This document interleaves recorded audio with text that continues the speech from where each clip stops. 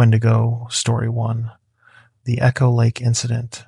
The screaming stopped the exact moment I realized it was coming from my own mouth, but I was standing 50 feet away, watching myself. That was February of 2019, Denali backcountry. I still can't explain what happened out there, but I can tell you exactly what I saw. My name is Tyler Merchant, and I'm a wildlife photographer from Anchorage.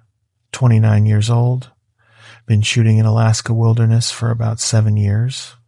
I know the difference between a bear track and a moose print. I know how to read weather, how to set a proper camp, how to survive when things go wrong. This wasn't things going wrong. This was something else entirely. The trip was supposed to be simple. 5 days in the Denali backcountry shooting winter landscapes and whatever wildlife I could find. Late February, so the days were getting longer, but it was still deep winter.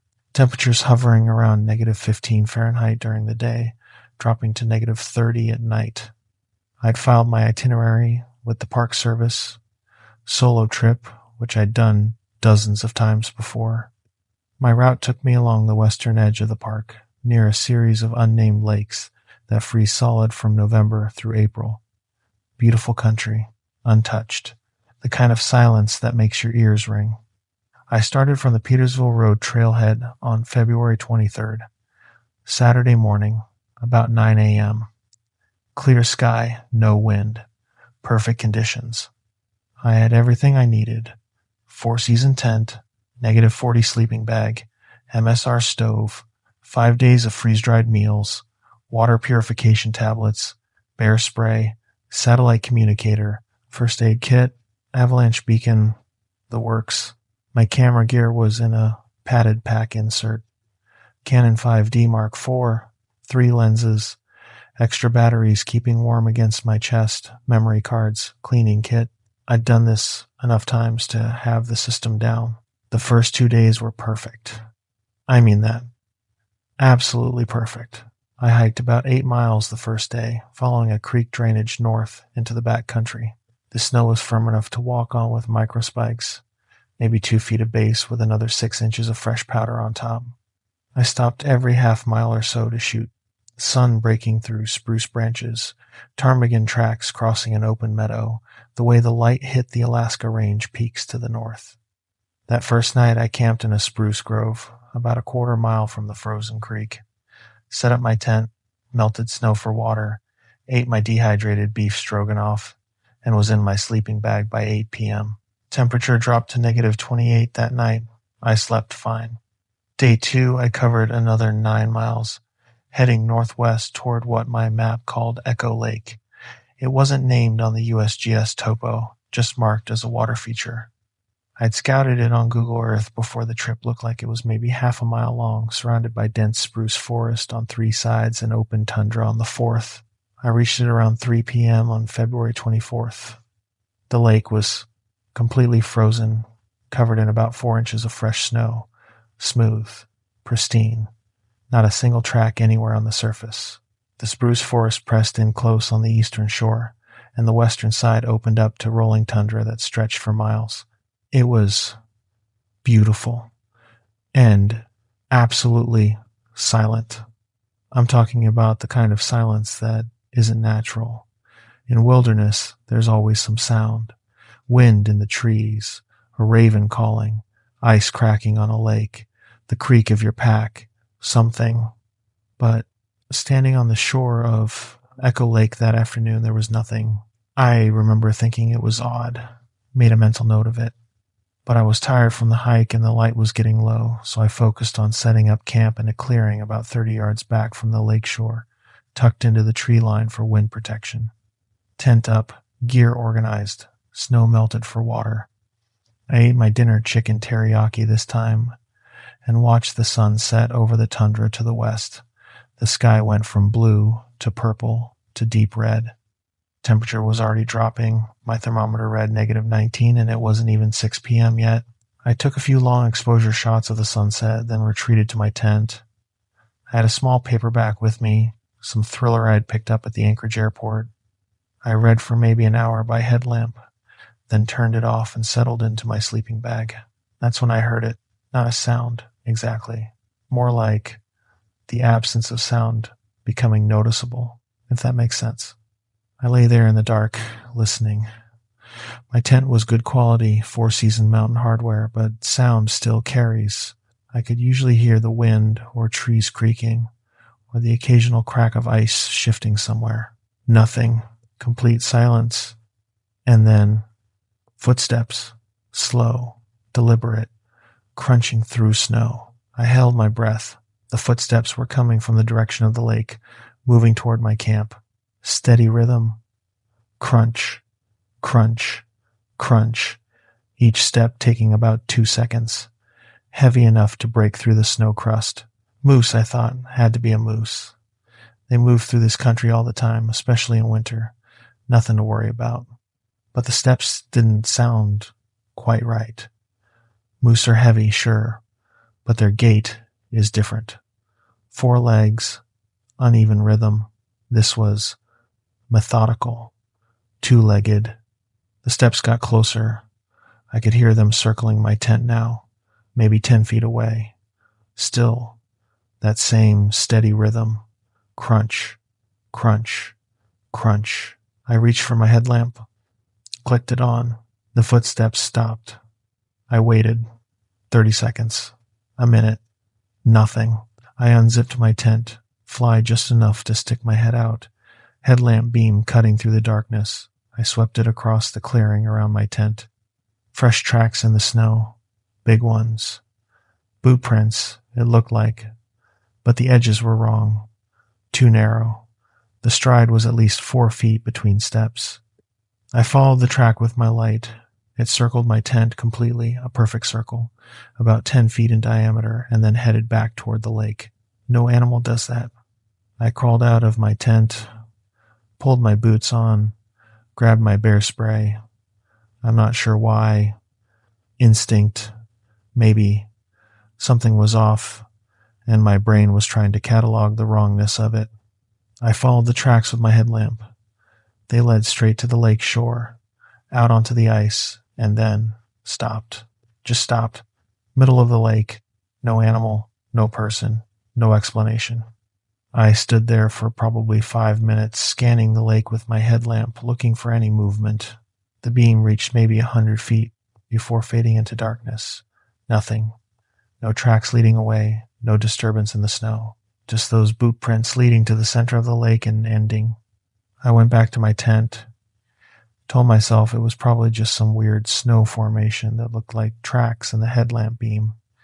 Shadows playing tricks, exhaustion, something. I didn't sleep much that night. Morning came cold and bright, -32 Fahrenheit. My water bottles had frozen solid despite being inside my tent. I fired up my stove, melted snow, made coffee, and tried to convince myself the previous night was just wilderness paranoia. I packed up camp around 9 a.m. My plan was to continue north another 5 miles, then loop back east and south over the next 2 days to return to my vehicle. But first I wanted to check those tracks in the daylight. I walked out onto the lake. The prints were still there, clearly visible in the morning sun. They started at the shore where I'd stood the night before, headed straight toward the center of the lake, and then nothing. I followed them, counted steps, 43 prints total, each one about 4 feet apart. The last print was maybe 200 yards from shore, right in the middle of the lake. I knelt down, examined it. Definitely shaped like a boot print, but wrong. The heel was too narrow, the toe section too long, and there was something else. The edges of each print had this weird, crystalline structure, like the snow had been flash frozen after being compressed. I'd never seen anything like it. I took photos, lots of them, different angles, different exposures. I wanted documentation. That's when I heard the voice. Beautiful morning. I spun around. There was a man standing on the shore, right where my tracks led back to land. He was tall, maybe 6'4", wearing a dark parka and pants. I couldn't see his face clearly from that distance, but he was waving. Relief flooded through me. Another hiker. A person. Rational explanation for the tracks. Yeah, I called back. Gorgeous. I started walking toward him. He didn't move, just stood there at the shore, waiting. I got about halfway back when something occurred to me. His footprints. There should have been footprints showing where he'd walked up, but the snow on the shore looked completely undisturbed except for my own tracks from the night before. I stopped walking. You camping nearby? I called out.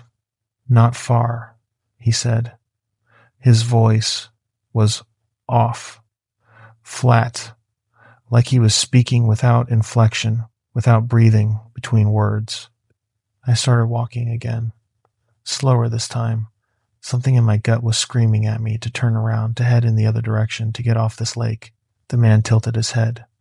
It was a small movement, but wrong, too far, at an angle that human necks don't quite bend to. I stopped again. We were maybe 50 feet apart now. Where's your camp? I asked.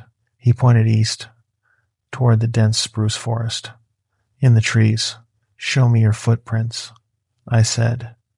Don't know why I said that. The words just came out. He didn't respond.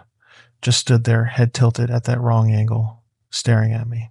I still couldn't see his face clearly. It was like the shadows under his hood were too dark, even in the bright morning sun. And then he smiled. I don't know how I knew he was smiling. I couldn't see his mouth, but I felt it. Felt the wrongness of it. Why don't you come closer, Tyler? He knew my name. I hadn't told him my name.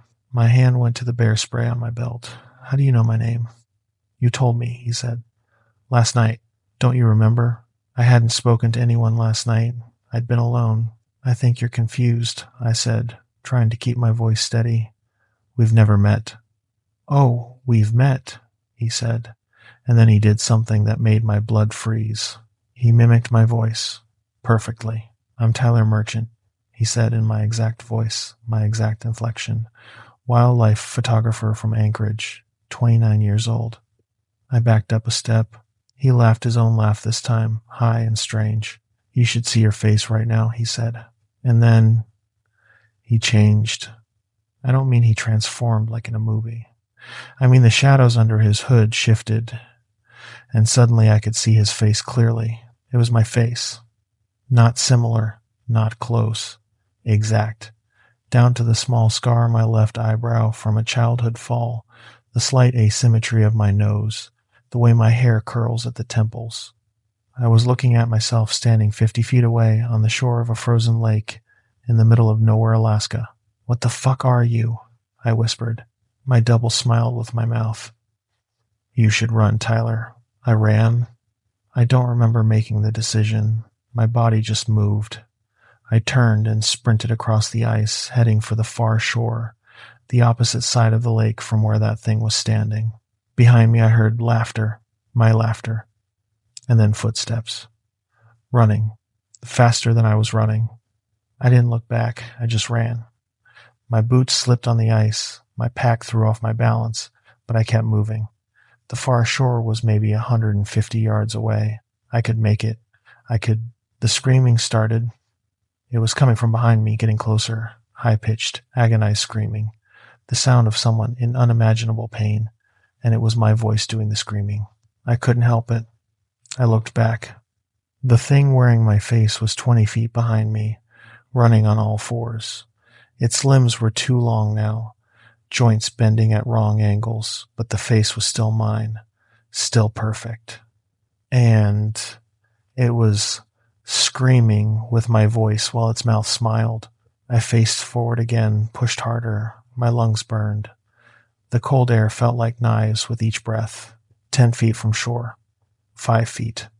I hit the snowbank at full speed, crashed through, rolled, came up on my feet, and kept running into the tree line. Branches whipped at my face. I didn't care. I just needed to get away from the lake, away from that thing, away from the screaming stopped. Complete silence again. That same unnatural quiet from the night before. I stopped running, stood there in the trees, breathing hard, listening. My heart was hammering so hard I could feel it in my throat. Nothing. No footsteps. No screaming. No sound at all. I waited. 1 minute. 2.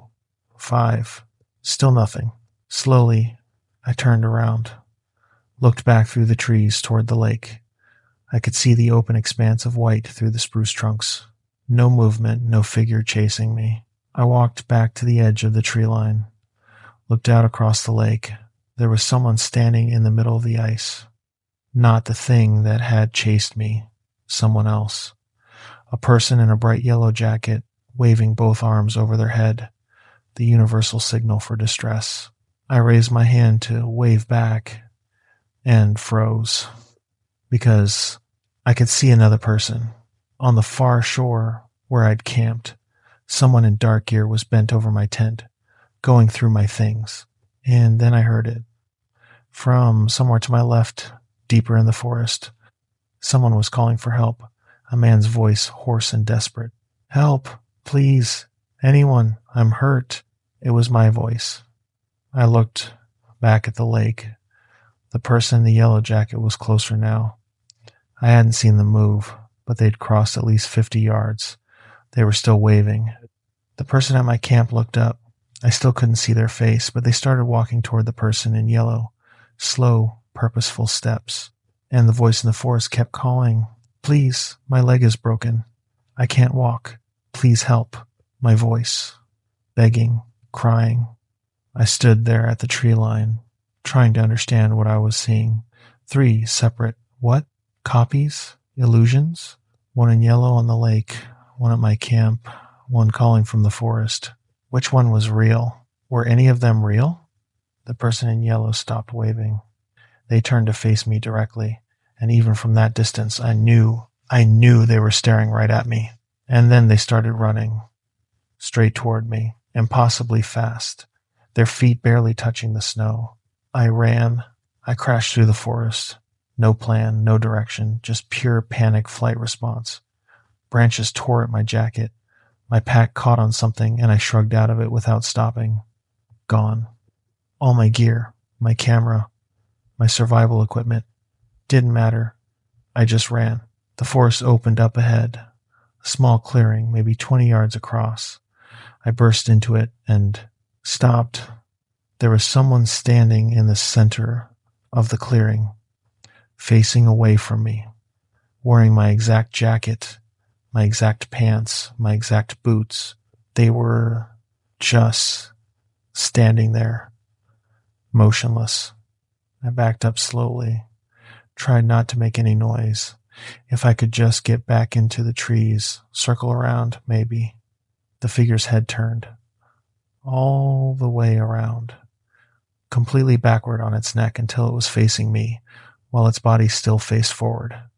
It was my face again, but the eyes were wrong, completely black. No whites, no pupils, just black voids. Tyler, it said in my voice, why are you running from yourself? It turned and ran in a different direction. Didn't matter which way, just away. The forest seemed to close in around me. The trees were getting denser, the light dimmer. I couldn't tell which direction I was going. Couldn't see the sun through the canopy. Couldn't. I burst out of the tree line. I was back at the lake. Same shore. My tent still there in the clearing. How was that possible? I'd been running for minutes. In a straight line. I should have been miles away. And then I heard it. From my left, from my right, from behind me, from the lake. My voice. Dozens of versions of my voice. All calling out, help me. Over here. Tyler, please. Don't leave me. I'm hurt. I'm scared. Tyler, Tyler, Tyler. The voices were getting louder, overlapping, creating this horrible chorus. All me. All my voice from different moments. Some calm, some scared, some in pain, some laughing. I covered my ears, but it didn't help. The sound was inside my head now. And then the screaming started again. That same agonized screaming from before. But this time it wasn't coming from behind me. It was coming from my own throat. The screaming stopped the exact moment I realized it was coming from my own mouth, but I was standing 50 feet away, watching myself. There I was, on the ice, in the exact spot where I'd seen the figure that morning, screaming, my mouth open, my face twisted in terror, my arms raised. But I wasn't on the ice. I was on the shore, watching, Both things were true. I was in two places at once, and I could feel both perspectives. The cold ice under my feet, the snow on the shore, the terror in my chest, the confusion, the screaming, the watching, and then there were more of me. 3, 5, 10, 20, all around the lake, all Tyler Merchant, some screaming, some standing perfectly still, some walking in circles, some on all fours like animals. I watched myself multiply across the frozen lake, each version doing something different, each one perfectly me and perfectly wrong. And in the center of it all, standing in the exact spot where those mysterious tracks had ended, was something tall and thin and wrong. Its arms were too long, its legs bent backward at the knees. Its head was elongated, hairless, pale as snow, but it wore my face like a mask. Not on its head, on its chest. My face stared out from its torso, eyes moving, mouth working, speaking in my voice. Thank you, Tyler. Thank you for coming to my lake. Thank you for screaming. I needed your voice. The thing reached out with impossibly long fingers and touched the nearest copy of me. That Tyler shimmered and dissolved into vapor, and the thing breathed it in. One by one, it walked to each copy and absorbed them. Each time it did, I could feel a piece of myself disappearing. Not dying, just becoming less. Less real, less solid. I tried to run again, but my legs wouldn't move. I looked down. My feet were sinking into the snow. Not sinking, dissolving, turning into that same vapor. I could feel myself coming apart at the molecular level, sense my consciousness fragmenting. The thing was walking toward me now. My last version, the original, "Don't worry," it said with my voice, my stolen voice. "This won't hurt. You'll just stop. And I'll keep going. I'll be Tyler Merchant. I'll go back to Anchorage. I'll see your friends, your family. They'll never know." It reached for me with those long fingers. And then I heard the gunshot. Single crack, impossibly loud in the silent wilderness. The thing jerked back. Black fluid leaked from a hole in its shoulder, not blood, something thicker, like oil. Another shot. This one hit its chest, right where my stolen face was displayed. The thing shrieked, not with my voice this time. Something else, something that made my teeth ache and my vision blur. I looked toward the tree line. There was a woman there, maybe 60 years old, holding a rifle. She wore a park ranger uniform, and she was walking toward the thing with steady, measured steps. "Not this time," she said. Her voice was hard, flat, professional. "Not on my watch." She fired again. The thing stumbled backward, its long legs folding wrong. The face on its chest was screaming now, my face twisted in agony. "Tyler!" the ranger shouted. "Can you move?" I looked down. My feet were solid again. Whatever hold the thing had on me was breaking. "Run to me. Now!" I ran. The thing lunged for me, but the ranger fired twice more, driving it back. I crashed into the tree line, and she grabbed my jacket, pulled me behind a large spruce. "Don't look at it," she commanded. "Keep your eyes on me." I locked eyes with her. She had pale blue eyes, weathered face, gray hair pulled back in a tight bun. Her name tag said Hayes. "What is that thing?" I managed. "Wendigo," she said. She was reloading her rifle. "Old one.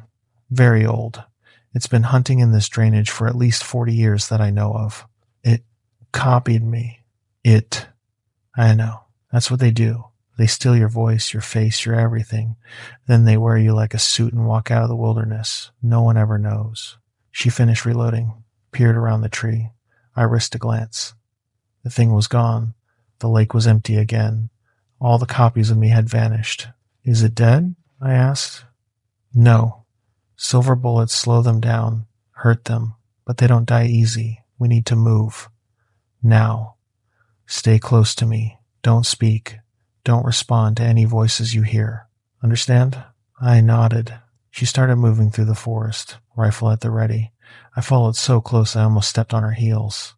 As we walked, I heard voices calling from the trees around us. "Ranger, Hayes, over here. Help me, I'm injured. Please, I'm lost. All different voices.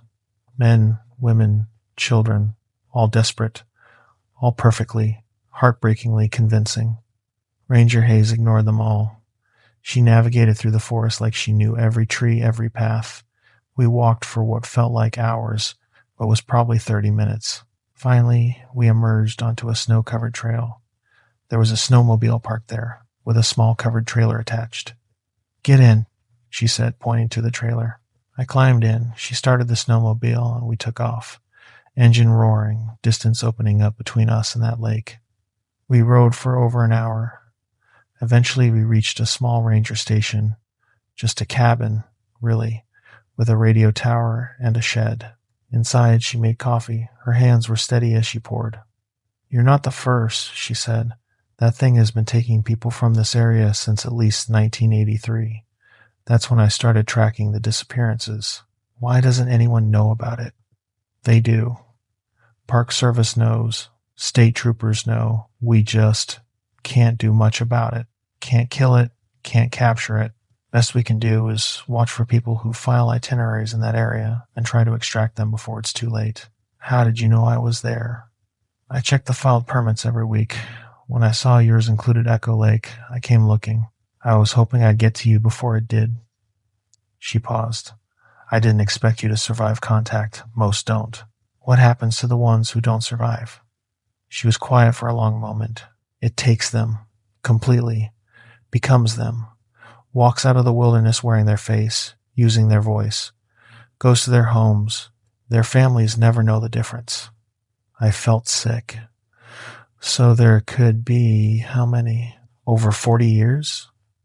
At least a dozen that I know of. Could be more." She contacted the Park Service, reported my extraction, gave them the details. By the time we finished, it was getting dark. "I'll drive you back to your vehicle tomorrow," she said. "You'll stay here tonight. Don't go outside. Don't respond to any voices you hear. Don't look out the windows after dark." That night I lay on a cot in the ranger station listening to voices calling from the darkness outside. My own voice, calling my name, begging me to come out, screaming, crying, laughing, all night, until dawn. That was 5 years ago. The Park Service classified my extraction as a wildlife incident. My gear was never recovered. My photos were lost. Ranger Hayes retired 6 months later. She sent me a letter before she left. It was short. "Don't go back. It remembers you. It wants to finish what it started. And next time, I won't be there to pull you out." I haven't been back to that part of Denali. Haven't been on a solo trip since. I take my girlfriend now. Or friends. Never alone. Never remote. Because sometimes, late at night, I'll hear my own voice calling from outside my apartment in Anchorage. 3 floors up, locked windows, but there it is. My voice, saying my name, reminding me that it's still out there. Still wearing pieces of me that it took that day on Echol Lake. Still waiting for me to come back. Wendigo Story 2. The fishing camp. It was wearing Jared's face perfectly, down to the scar on his chin, but when it smiled at me through the tent mesh, Jared's body was still in his sleeping bag beside me, cold, for 3 hours. This happened in March of 2017, Kenai Peninsula, and I need to tell someone what really happened to my brother, even if no one believes me. My name is Brandon Wells. I'm 34 years old, electrical engineer from Seattle. Jared was my older brother. Was. That's the word I have to use now, even though they never found a body. The official story is that Jared Wells, age 37, disappeared during a fishing trip in Alaska. Presumed drowned. Presumed dead. Case closed. But that's not what happened. Jared and I had been planning this trip for 2 years. Early spring king salmon fishing on the Kenai River. We'd booked a remote cabin through a guide service, just a simple plywood structure, about 15 miles upriver from the town of Soldotna, accessible only by boat. We flew into Anchorage on March 15th, 2017. Spent the night in a hotel, got our fishing licenses, bought supplies. The plan was 5 days of fishing, just the two of us. Brotherly bonding. Jared had been going through a rough divorce and needed to get away. I'd just finished a brutal project at work and needed the break. The guide service dropped us at the cabin on March 16th around noon. The river was running high with snowmelt, dark green, and fast. The cabin sat on a small bluff about 20 feet above the water, surrounded by dense spruce and cottonwood forest. It was basic. 1 room, 2 cots, wood stove, propane lantern, no electricity, no running water. Perfect. The guide, a guy named Rick Paulson, maybe 50 years old, lifetime Alaska resident, gave us the rundown. Stove works fine, plenty of firewood stacked out back. River's running about 5 feet higher than normal, so be careful on the bank. Bears are just coming out of hibernation, so keep your food in the bear box outside. I'll pick you up on March 21st at 10 a.m. Any emergencies, you've got the satellite phone I gave you. We'll be fine, Jared said. He was grinning ear to ear. First time I'd seen him smile in months. Rick nodded, but there was something in his expression. A hesitation. One more thing. If you hear anyone calling from the woods at night, don't respond. Don't go looking. Just stay in the cabin. Why? I asked. It's Alaska, Rick said. Like that explained everything. Weird shit happens out here. Just trust me on this one. He left before we could ask more questions. His boat disappeared around the bend in the river, engine noise fading, and then we were alone. The first 2 days were perfect. Absolutely perfect. We fished from dawn until dark. Caught and released a dozen kings, kept 3 for eating, cooked them on the wood stove with butter and lemon, ate like royalty.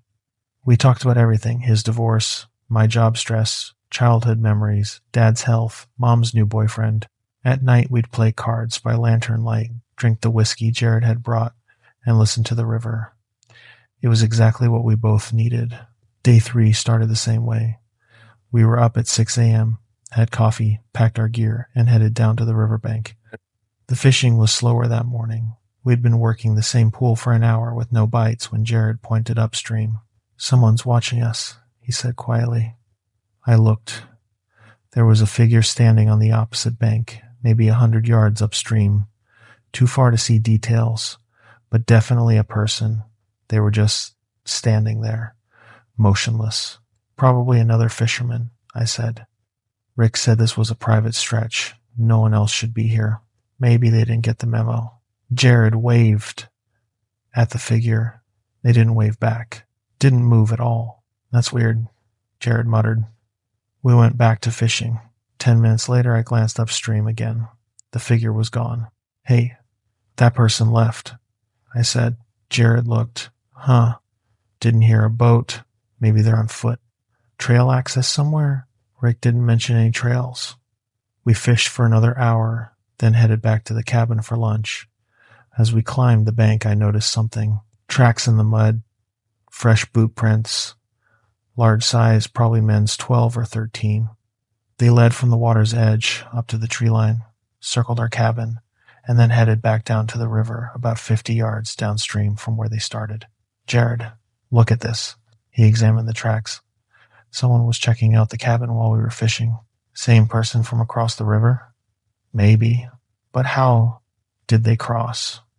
River's too deep and fast to wade. We followed the tracks down to where they entered the water. No sign of a boat. No drag marks from a raft or kayak. Just boot prints walking into the river and not coming back out. That doesn't make sense, I said. Jared was quiet for a moment. Rick's warning about not responding to calls from the woods. You think that's related? I don't know. But I don't like this. We spent the afternoon fishing from directly in front of the cabin, keeping it in sight. No more strange figures. No more tracks. Just the river, the fish, and the forest. But the feeling of being watched never went away. That night we turned in early, around 8 p.m. We were both exhausted from fishing all day, and frankly, the weird encounter had put us on edge. I was in the sleeping bag on the left cot, Jared on the right. The wood stove was banked for the night, just enough coals to keep the cabin from freezing. The propane lantern was off. Complete darkness except for the faint red glow from the stove vents. I must have fallen asleep around 9. I woke to the sound of voices. Multiple voices outside the cabin, talking, laughing, having a conversation. I lay there in the dark, listening. It sounded like a party? 3 or 4 people, maybe more. Definitely male voices. They were speaking English, but I couldn't make out the words. "Jared," I whispered. "You awake?" No response. The voices continued. They seemed to be circling the cabin, first from the front, then the left side, then the back, then the right, moving in a slow circuit. I reached for my headlamp on the floor beside my cot, clicked it on. Jared's cot was empty. His sleeping bag was there, still zipped shut, but it was flat. He wasn't in it. "Jared?" I said louder. The voices outside stopped. Complete silence. I got out of my sleeping bag, pulled on my boots. "Jared, this isn't funny." Still nothing. I grabbed the satellite phone from the table, checked it. Full battery. Signal showing. Rick had programmed his number into it. I could call him if I needed to. But what would I say? My brother's sleeping bag is empty and there are voices outside. I walked to the door. It was still latched from the inside. No way Jared could have left without unlatching it. I unlatched it, pulled the door open. Jared was standing about 10 feet from the cabin, facing the forest. His back to me. He was wearing his long underwear and boots. Nothing else.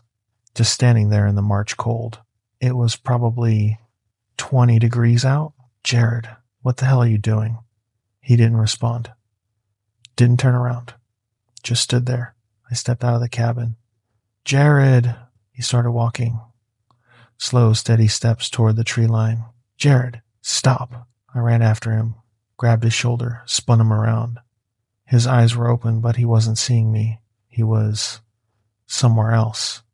His pupils were dilated, face slack. "Jared, wake up!"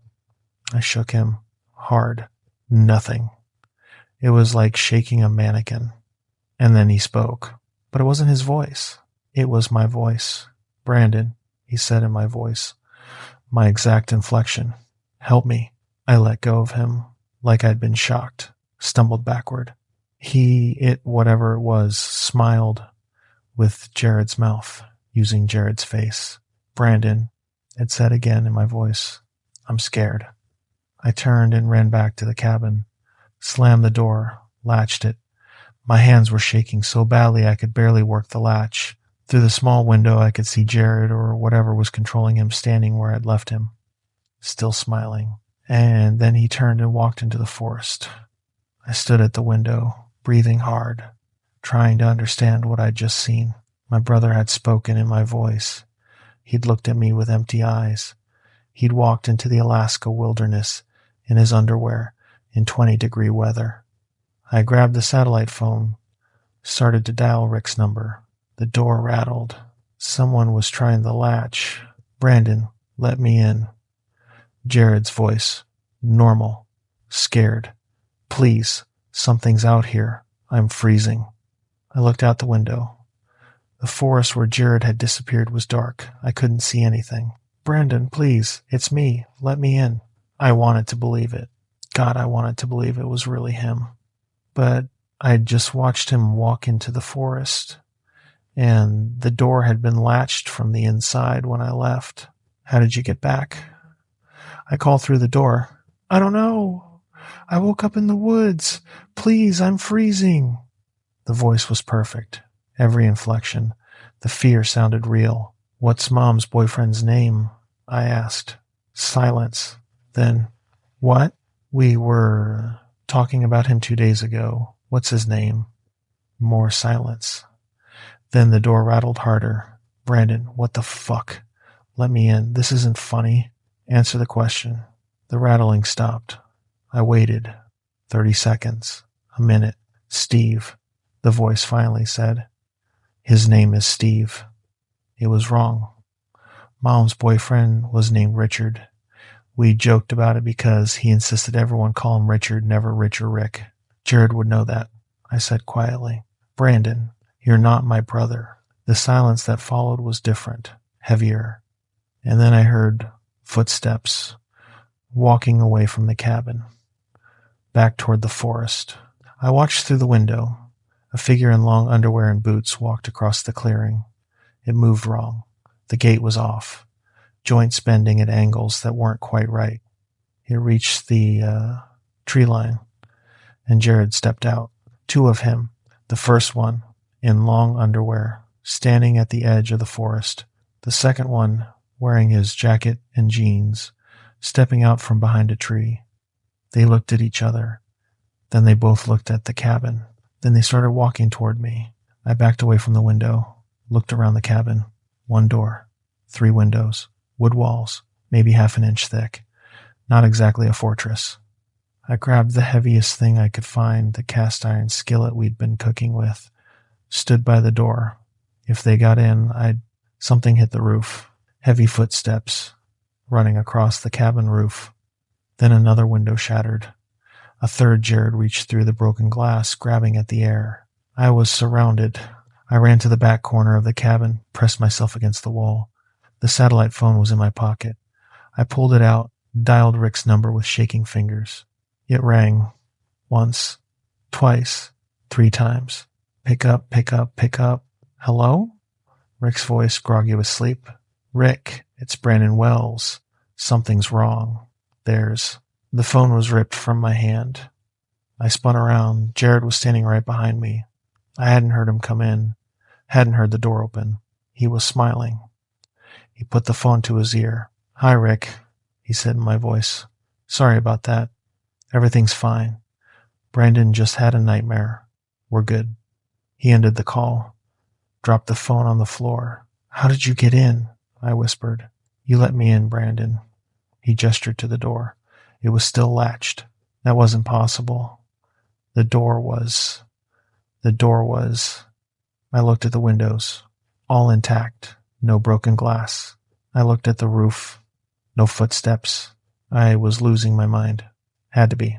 Stress, isolation, the dark. Jared tilted his head. You look tired. Stay away from me. But I'm your brother. He smiled wider. Too wide. Don't you trust me? I swung the skillet. Caught him in the side of the head. He went down hard, hit the floor, didn't move. I stood over him, breathing hard. Skillet raised for another swing. He wasn't moving, wasn't breathing. He looked dead. Oh, God. Oh, God, Jared. He sat up. The side of his head was caved in, showing white bone, but he sat up anyway, turned to look at me. That hurt, Brandon.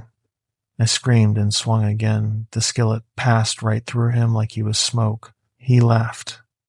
With my laugh. And then he dissolved. Just came apart like mist. I stood there, alone in the cabin, skillet in hand, breathing hard. The door was still latched. The windows were intact. There was no body on the floor. But I could hear Jared's voice. Outside. Multiple Jareds, all around the cabin. Brandon, help me. I'm scared. Please. Let me in. Brandon, all in his voice. All perfectly convincing. I sank down against the wall, gripping the skillet. I had no idea what to do. No idea what was real anymore. That's when I heard a different voice. A woman's voice. Brandon Wells. I looked up. Froze. There was someone outside, calling my name, but it wasn't Jared's voice. Brandon Wells, can you hear me? I went to the window. A woman was standing at the edge of the clearing, wearing a reflective jacket. Behind her was a boat pulled up on the riverbank, engine still running. I'm from Alaska State Troopers. Rick Paulson called us. Are you okay? I wanted to answer. Wanted to believe she was real. But how did I know? How could I trust anything? If you can hear me, I need you to show me a light. I hesitated, then grabbed my headlamp, went to the window, and flashed it 3 times. She waved. Okay, I see you. I'm coming to the door. I need you to open it. How do I know you're real? I shouted. What? How do I know you're really a trooper? She pulled out a flashlight, shined it on her uniform. Alaska State Trooper insignia, badge, name tag that said Morrison. I'm real. Rick said you had a satellite phone. Did you call him? Something took my phone. Then how did... She paused. Never mind. We need to get you out of here. Now. Where's your brother? I didn't answer. Couldn't. Brandon. Where's Jared Wells? I don't know. When did you last see him? I don't. I can't. My voice broke. I watched him walk into the forest, but then he was at the door, and then there were 2 of him, and then 3. And then, okay. Her voice was calm, professional. Listen to me very carefully. I'm going to come to the door. I'm going to knock 3 times. Then you're going to unlatch it and run straight to my boat. Do not stop. Do not look at anything. Just run to the boat. Understand? I nodded, realized she couldn't see me. Yes. She walked to the door, knocked 3 times. Sharp, deliberate. I unlatched the door, yanked it open, and ran. I made it maybe 5 steps before I saw them. 20 Jareds, maybe more, standing in a circle around the cabin, all wearing different clothes, all staring at me. I stopped, couldn't help it. They all smiled in unison. Brandon, they said together in perfect harmony, using my voice. Where are you going? Trooper Morrison grabbed my arm, yanked me toward the boat. Don't look at them. Move. We ran. Behind us, I could hear footsteps, dozens of footsteps, all running.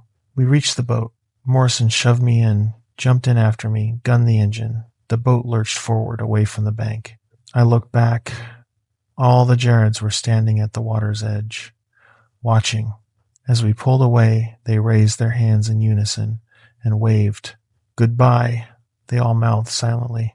We were halfway back to Soldotna when I finally found my voice. What were those things? Morrison kept her eyes on the river. I don't know the technical term. Rick calls them mimics. They show up in this area sometimes, mostly in winter. They take someone, copy them, and use the copy to lure in others. Where's my brother? She didn't answer. Where is he? I'm sorry, son, but if those things had him, he's gone. But maybe... No. Her voice was firm. I've seen this before. Once they take someone, that person doesn't come back. The things we saw, those weren't your brother. Not anymore. I was quiet for a long moment. So what do I tell my family? Tell them the truth. He went missing in Alaska. We searched. We didn't find him. It happens out here more than people know. We reached Soldotna around 4 a.m. Morrison took me to the trooper station, took my statement. I told her everything. She wrote it down without reaction, like people reported impossible things every day. Maybe in Alaska they did. The search went on for 5 days. They brought in dogs, helicopters, search and rescue teams. They found nothing. No body, no evidence, no sign that Jared Wells had ever existed. They found his sleeping bag in the cabin, still zipped shut. They found my headlamp, my satellite phone, but no Jared. The case was eventually classified as a presumed drowning. The official theory was that Jared went out to use the bathroom in the night, slipped on the riverbank, fell in. The current carried him away. I didn't correct them. What would I say? My brother was copied by something in the woods? I watched 20 versions of him surround the cabin? They'd think I'd lost my mind. Hell, some days I think I lost my mind. That was 7 years ago. I haven't been back to Alaska. Haven't been fishing since. I sold all my gear, deleted all the photos from the trip. But sometimes, late at night, I'll get a phone call. Unknown number. I'll answer and hear Jared's voice. Hey, Brandon, it's me. And I'll hang up, block the number. But doesn't matter. A few days later, another call. Another number. Brandon, I need help. I'm still here. Come back for me. I've changed my phone number 4 times. It doesn't help. The thing that took my brother is still out there, still using his voice, still reaching out across the miles, trying to draw me back. Some nights I dream about the cabin, about opening the door and seeing Jared standing there, real Jared, alive. But then I remember the smile, That too wide smile, the empty eyes, the way they all moved in unison. And I know that even if I went back, even if I found him, it wouldn't be Jared anymore. It would just be wearing his face. Wendigo Story 3, The Frozen Lake. I'm the only one who made it off that frozen lake, and I still don't know why it let me reach the shore while it dragged the others back into the dark. This was January of 2021, Rangel St. Elias National Park. And I need to tell this story before I lose my nerve, or before it comes back to finish what it started. My name is Caleb Morrison, 32 years old. I work as a surveyor for a mineral exploration company based out of Fairbanks. Been doing it for 6 years. I know the Alaska wilderness better than I know most cities. I can navigate by stars, read weather patterns, survive for weeks with minimal gear. None of that prepared me for what happened on Lake Tenada. None of it. The job was straightforward. Our company had mineral rights for a claim about 40 miles northeast of Glen Allen, up in the Wrangell Mountains. We needed to do a winter survey, take ground-penetrating radar readings, core samples, basic geological assessment. The team was 4 people. Me, Caleb Morrison, lead surveyor. Jake Patterson, age 41, geologist, 15 years experience. Good guy, quiet, thorough. Ashley Vance, age 27, field tech, 3 years with the company. Smart, capable, engaged to be married that spring. And Tommy Kushner, age 35, equipment specialist. Handled all our tech, made sure nothing broke in the cold. He'd worked in Alaska his entire adult life. We flew in by helicopter on January 18th. Pilot dropped us at a flat clearing about 2 miles from Lake Tenada. The plan was simple. Set up base camp, spend 4 days surveying the claim area, fly out on January 22nd. Weather forecast looked good, cold but clear, temperatures between -10 and -20. No storms predicted. We set up camp in a spruce grove overlooking the lake. 4 tents, central cooking area, equipment cache, the works. Professional setup. We'd done this dozens of times before. Lake Tenada was about 3 miles long and maybe a mile wide. Completely frozen, maybe 4 feet of ice, with another foot of snow on top. The surface was smooth, windswept, beautiful in that harsh way that Alaska winter is beautiful. Mountains rose on all sides, the Wrangells to the north, smaller peaks to the south and east. We were in a valley, basically. Isolated. The nearest road was 60 miles away. Nearest town was Glen Ellen, population 400, but we had satellite phones, emergency beacon, radio. We were prepared. Day 1 went perfectly. We covered the northern section of the claim, took our readings, collected samples. Everything was working. Equipment held up in the cold. We were ahead of schedule. That night we cooked freeze-dried beef stew on our camp stoves, told stories, played cards in the mess tent. Tommy had brought a flask of whiskey. We each had a small pour to celebrate a good first day. Around 10 p.m., Ashley pointed toward the lake. "What's that?" We all looked. There was a light out on the ice, faint, yellowish, moving slowly from left to right across the frozen surface. "Another survey team?" Jake suggested. "We're the only ones with permits for this area," I said. We watched the light for maybe 5 minutes. It moved in a straight line, constant speed, from the western shore toward the center of the lake. Then it stopped. Just stopped. Stayed in one spot for about 30 seconds. Then it went out. "Weird," Tommy muttered. "Probably ice fishermen," Ashley said. "They're not supposed to be here, but people ignore boundaries all the time." Made sense. Sort of. We turned in around 11 p.m. I lay in my sleeping bag, listening to the wind. Couldn't stop thinking about that light. Something about it bothered me.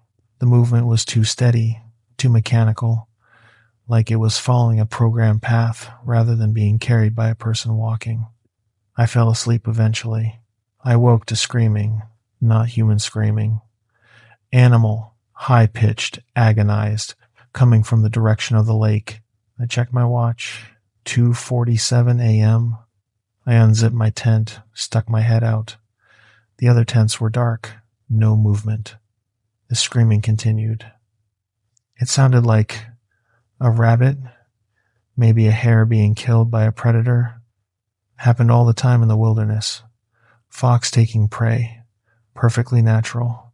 But it went on too long. Most predator kills are quick. This was sustained, like whatever was making the sound couldn't die. I pulled on my boots, grabbed my headlamp and jacket, walked toward the lake shore. The screaming stopped the moment I reached the tree line. Complete silence. I stood there, headlamp beam cutting across the frozen lake surface. Nothing. No movement. No blood on the snow. No tracks. I was about to turn back when I saw it. A figure standing in the center of the lake, right where the light had been earlier. Tall. Very tall. Maybe 7 feet? Hard to judge distance in the dark. It was just standing there, motionless. I raised my hand to wave. Reflex. The figure raised its hand in response, perfectly synchronized, like it was mirroring me. I lowered my hand. The figure lowered its hand. I took a step back. The figure took a step forward. My heart started hammering. This wasn't right. This wasn't Caleb. Ashley's voice behind me. What are you doing? I spun around. She was standing at the edge of camp, wearing her jacket over her long underwear. There's someone on the lake, I said. What? I turned back. The figure was gone. There was someone standing out there, right in the center. Ashley walked up beside me, looked out at the lake. I don't see anyone. They were there, I swear. You probably saw a pressure ridge. Ice formations can look like people in the dark. Maybe that's all it was. But pressure ridges don't wave back. Day 2 started normal. We were surveying the eastern section of the claim, working in pairs for safety. Jake and I took the northern half. Ashley and Tommy took the southern half. Around 2 p.m., my radio crackled. Caleb, you there? Tommy's voice. Yeah, go ahead. We found something weird. You should come look. Jake and I hiked over to their position. They were standing at the edge of a small clearing, staring at the ground. Tracks in the snow. Lots of them. But they didn't make sense. The pattern was wrong. They'd start as boot prints, clear tread pattern, human-sized. Then they'd transition into something else, something with long toes. Clawed. The stride would change from maybe 2 feet to 6 feet, then back to boot prints again. What animal does this? Ashley asked. Jake knelt down, examined the tracks closely. No animal I know of. This looks like someone was walking, then started running on all fours, then stood up and walked again. Bears don't leave boot prints, Tommy said. Neither do people leave claw marks, I added. We followed the tracks. They led in a rough circle, maybe 100 yards in diameter, looping through the forest and back to where they started. A perfect circle. Okay, this is officially creepy, Ashley said. We marked the location on our GPS, took photos, and decided to mention it to the helicopter pilot when he picked us up. Some kind of wildlife behavior we didn't understand. Had to be. But that night, lying in my tent, I couldn't shake the feeling that those tracks were too deliberate, too intentional, like something was marking territory, like it was showing us the boundary we shouldn't cross. Day 3. January 20th, we were supposed to survey the area near the lake shore, but when we got there, something had changed. Our equipment cache, where we'd stored extra batteries, fuel, backup gear had been moved, not destroyed, not scattered, moved. Everything had been carefully relocated exactly 100 yards to the east, arranged in the same configuration we'd left it, just in a different location. This doesn't make sense, Jake said. Who would move all this and then arrange it exactly the way it was? Maybe another survey team playing a prank? Ashley suggested, but her voice was uncertain. Our permits are exclusive, I said. And even if someone else was out here, why? We moved the equipment back, secured it better, kept working. But the atmosphere had changed. We were all on edge now, jumping at sounds, watching the tree line. That afternoon, we all saw the light again. Broad daylight this time. 3 p.m., sun still up though low on the horizon. The same yellowish light moving across the lake, but now we could see what was carrying it. A person, at least shaped like a person, walking on the ice, carrying what looked like an old lantern, moving in that same mechanical steady pace. "Hey," Tommy shouted, "you're on private land." The figure stopped, turned to face us. Even from a quarter mile away, I could see that something was wrong with its proportions. The arms hung too low. The legs bent backward at the knees. It raised the lantern high. The light grew brighter, painfully bright, and then it started running toward us. Not a human run. Quadrupedal, using its arms and legs like an animal, but maintaining that upright torso. The lantern swinging wildly, throwing light in crazy arcs. "Get back to camp," I shouted. We ran. All four of us, scrambling up the slope toward the tree line. I looked back once. The thing was at the shore now, maybe 50 yards behind us. I could see it clearly. It was wearing clothes, a parka, boots, like a normal person, but the body underneath was wrong. The joints bent at angles that would shatter human bones. We reached camp, grabbed whatever weapons we had. I had a hunting knife. Jake had a hatchet. Ashley and Tommy grabbed ski poles. We stood at the edge of camp, waiting. The thing stopped at the tree line, just beyond the first row of spruce.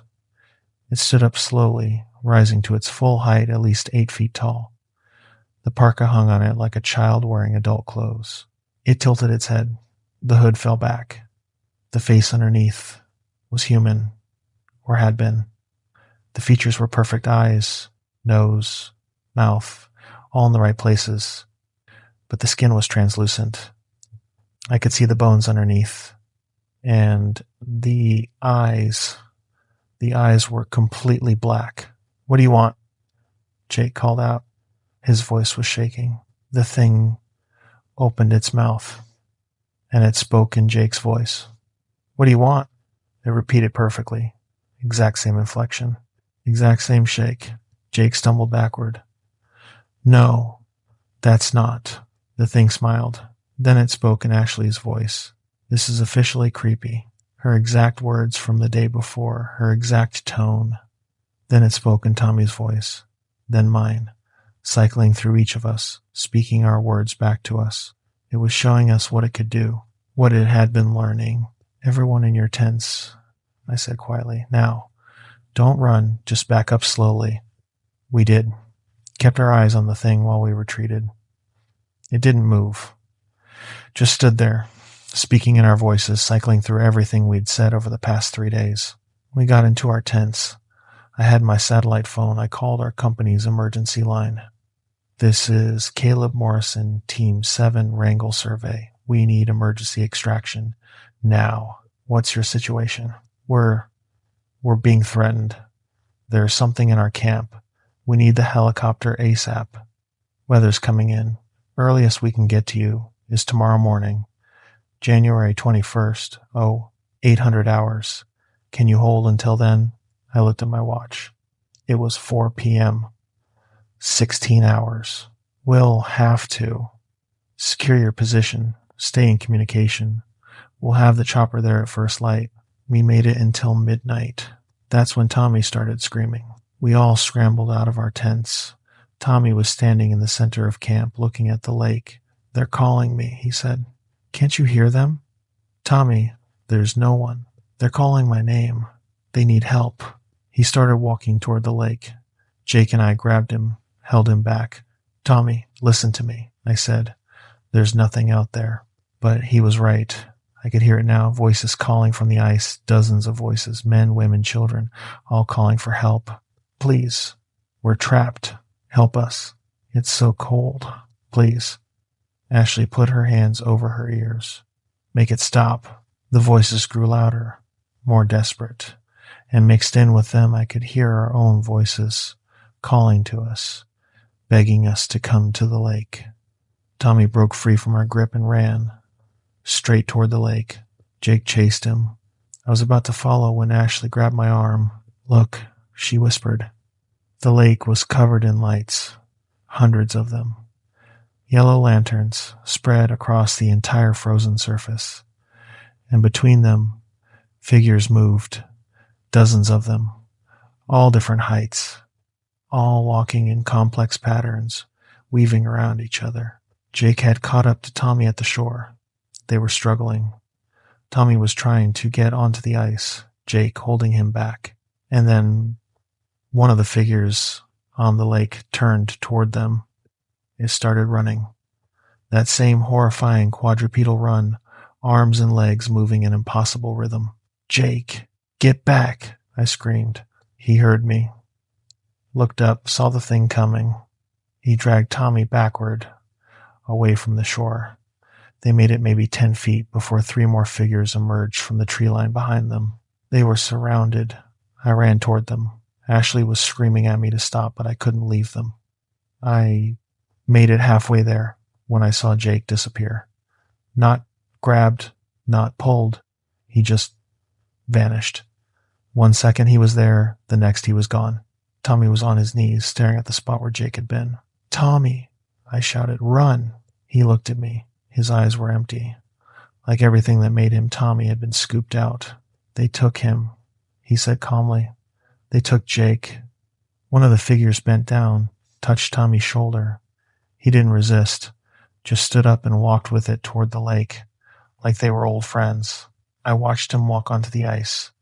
The figures surrounded him, and together they walked toward the center of the lake where the lights were brightest.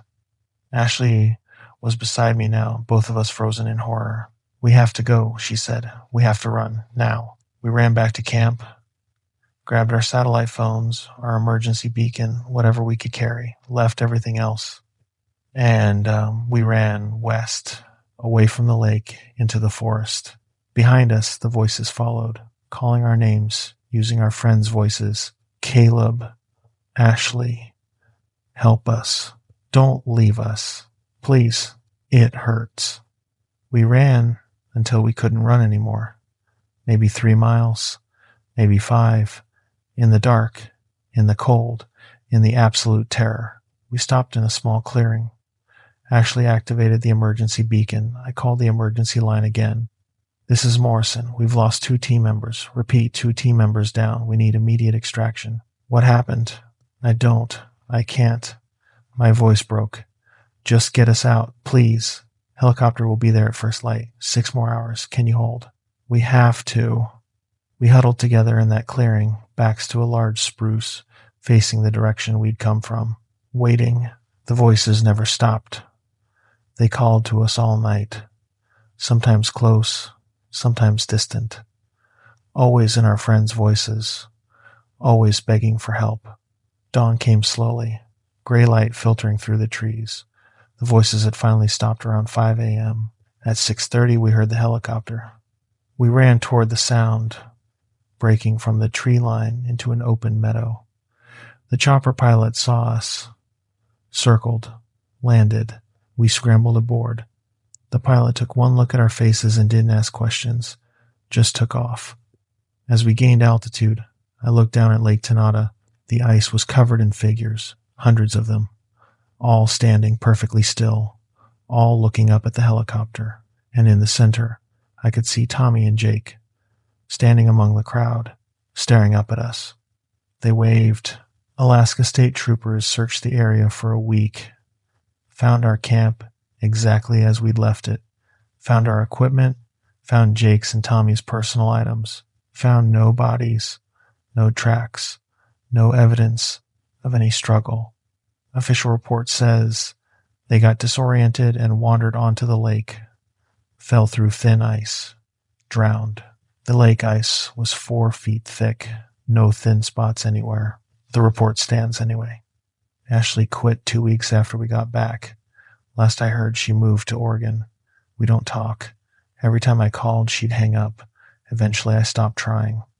I still work as a surveyor, but I never take winter jobs. Never go near frozen lakes. Never camp in the Rangels, as I know they're still out there. The things that took Jake and Tommy, and I know they're waiting. I don't know why they let me go, why they took the others, but let Ashley and me reach the helicopter. Maybe they were full. Maybe they got what they wanted. Maybe they're saving us for later. I still hear the voices sometimes. When I'm alone, when it's quiet, Jake's voice, Tommy's voice, calling my name, asking why I left them, asking when I'm coming back. Wendigo Story 4, the Rangel footage. The GoPro footage shows exactly what happened to our hunting party in the Rangel Mountains. The Forest Service won't release it, but I kept a copy before they confiscated everything. This was November of 2018, and I'm breaking about 6 federal laws by telling you what's on that camera. But someone needs to know the truth about what's hunting in those mountains. My name is Eric Dalton. I'm 39 years old, emergency room physician from Portland. I grew up hunting with my dad in Oregon, been doing Alaska hunts for the past 8 years. I'm not some amateur who doesn't know wilderness. I know my limits. I know safety protocols. I know how to survive. The footage shows that none of that mattered. Our party was 5 hunters plus 1 guide. We'd booked through Wrangell Outfitters, a reputable company out of Copper Center. Late season caribou hunt, November 12th through November 18th. The hunters, me, Eric Dalton, age 39. My brother-in-law, Scott McKenzie, age 43, contractor from Seattle. Scott was experienced. He'd hunted Alaska, Montana, Colorado, knew his gear, knew his rifle. Phil Harrington, age 51, accountant from Boise. Phil's first Alaska hunt, but he'd done plenty of hunting in Idaho. Solid guy. Careful, by the book. Greg Sullivan, age 35, software engineer from San Francisco.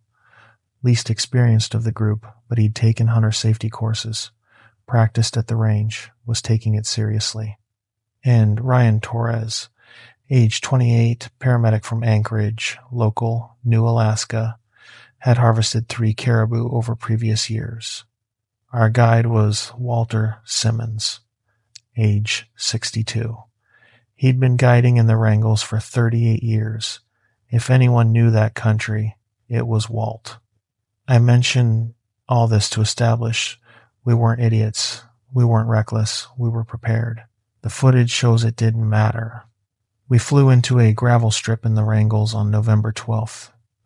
Beautiful day. Clear, cold, maybe 15 degrees. We had all our gear, rifles, ammunition, optics, camping equipment, food for 7 days, satellite communicator, GPS units, first aid supplies.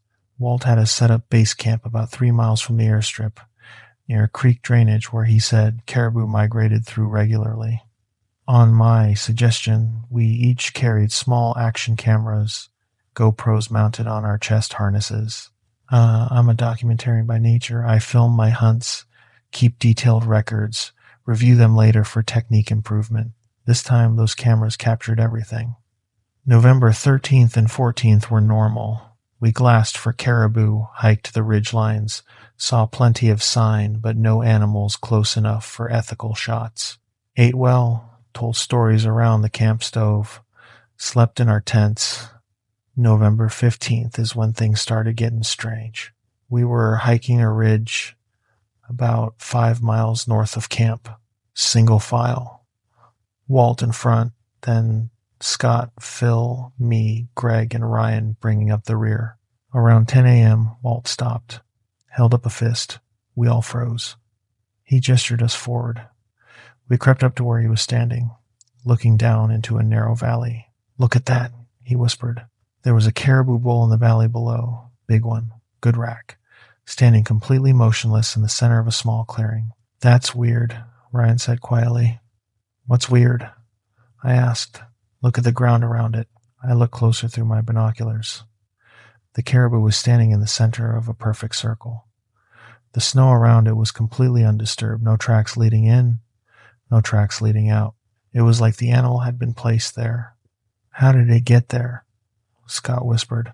Walt didn't answer. He was scanning the valley with his binoculars, moving slowly from left to right.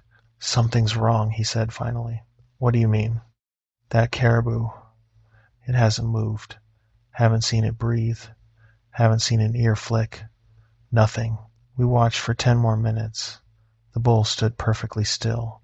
Not even the slight weight shifts that all animals do when standing. Just frozen. We should go down there, Greg said. No, Walt said immediately. We head back to camp. Different direction. Why? Phil asked. If that's a legal bull, something killed that animal and staged it, Walt interrupted. That's a lure, and I'm not interested in finding out what's using it. We followed Walt away from the ridge, taking a long route back to camp. But I couldn't stop thinking about that caribou, about the perfect circle in the snow, about what could kill a 600-pound bull and place it without leaving tracks. That night, reviewing my GoPro footage, I noticed something. At the 11-minute mark, right when we were watching the caribou, there's movement in the background, in the tree line, about 100 yards behind the bull. Something tall and thin moving between the spruce trees, only visible for maybe 3 seconds before it disappears behind cover. I showed Walt. He watched the footage 3 times. His face went pale. We're leaving tomorrow, he said. What? We've got 3 more days. I'll refund everyone's money. We're leaving tomorrow morning. First light. Walt, what did you see? He was quiet for a long moment. Then, I've been guiding for 38 years. Seen a lot of things. Most have explanations, but some you don't ask questions about. You just leave. None of us slept well that night. I lay in my tent, listening to the wind, kept thinking about that figure in the tree line. Around 3 a.m., I heard Scott's voice outside my tent. Eric, you awake? I unzipped my tent. Scott was standing there in the moonlight, wearing his long johns and boots. What's up? I asked. I heard something. Out past the creek. What kind of something? Sounded like calling, like someone calling for help. I listened. Heard nothing except wind. I don't hear anything, I said. Scott tilted his head. You don't hear that? No. Scott, are you... Never mind. He turned and walked back toward his tent. His movements were stiff, mechanical. I watched him until he disappeared into his tent. Something about the way he moved bothered me. I checked my GoPro. It had been running on standby mode. I'd set it to activate on sound or motion. It had captured the last 5 minutes. The footage shows Scott approaching my tent, but it also shows something else. His shadow was wrong. The moon was to his left. His shadow should have been falling to his right, but in the footage his shadow was in front of him, and it wasn't Scott-shaped. It was something tall, something with antlers. Morning came and Walt was insistent. We were packing up, leaving, now, but Scott was missing. His tent was zipped shut from the outside. His sleeping bag was empty. His boots were gone, but his rifle was still there. His pack, his radio. Scott, I called. No response. We searched the area around camp, found his tracks leading toward the creek, followed them for maybe a quarter mile. They stopped at the creek bank. Just stopped. No sign of him crossing, no sign of him being dragged or carried. The tracks just ended. On the opposite bank, about 30 feet away, there was a single set of tracks leading away into the forest, much larger than human boots. The stride was at least 6 feet between prints. Walt pulled out his satellite communicator, called for emergency extraction. We've got a missing hunter. Need SAR and law enforcement, now. We spent the rest of that day searching. Called Scott's name until we were hoarse. Fired shots in the air. Nothing. The Forest Service and Alaska State Troopers arrived by helicopter around 4 p.m. They brought search dogs. The dogs wouldn't cross the creek. They'd get to the bank, start whining and backing up. The handlers tried 3 times. Same result every time. I've never seen them do this, one handler said. A trooper examined the large tracks on the far bank, took photos, measurements. What kind of animal makes tracks like this? He asked Walt. Walt shook his head. None that I know of. They sent a drone across the creek, following the tracks. The footage showed they led about 2 miles into dense forest, then disappeared in a rocky area. By the time darkness fell, there was still no sign of Scott.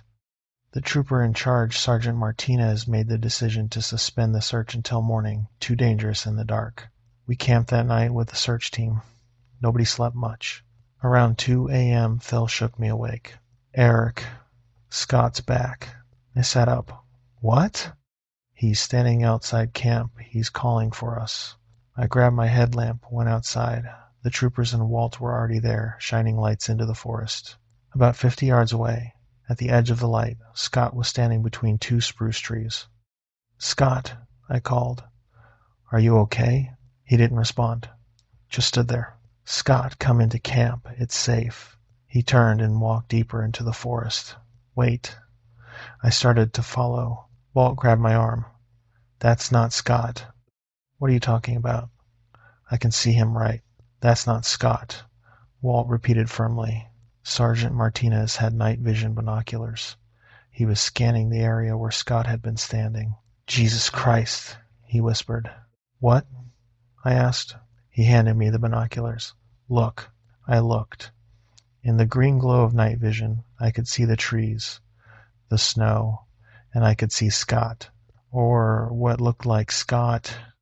It was standing exactly where he'd been, but in the night vision I could see its true form, something tall and skeletal, with elongated limbs and a head crowned with massive antlers.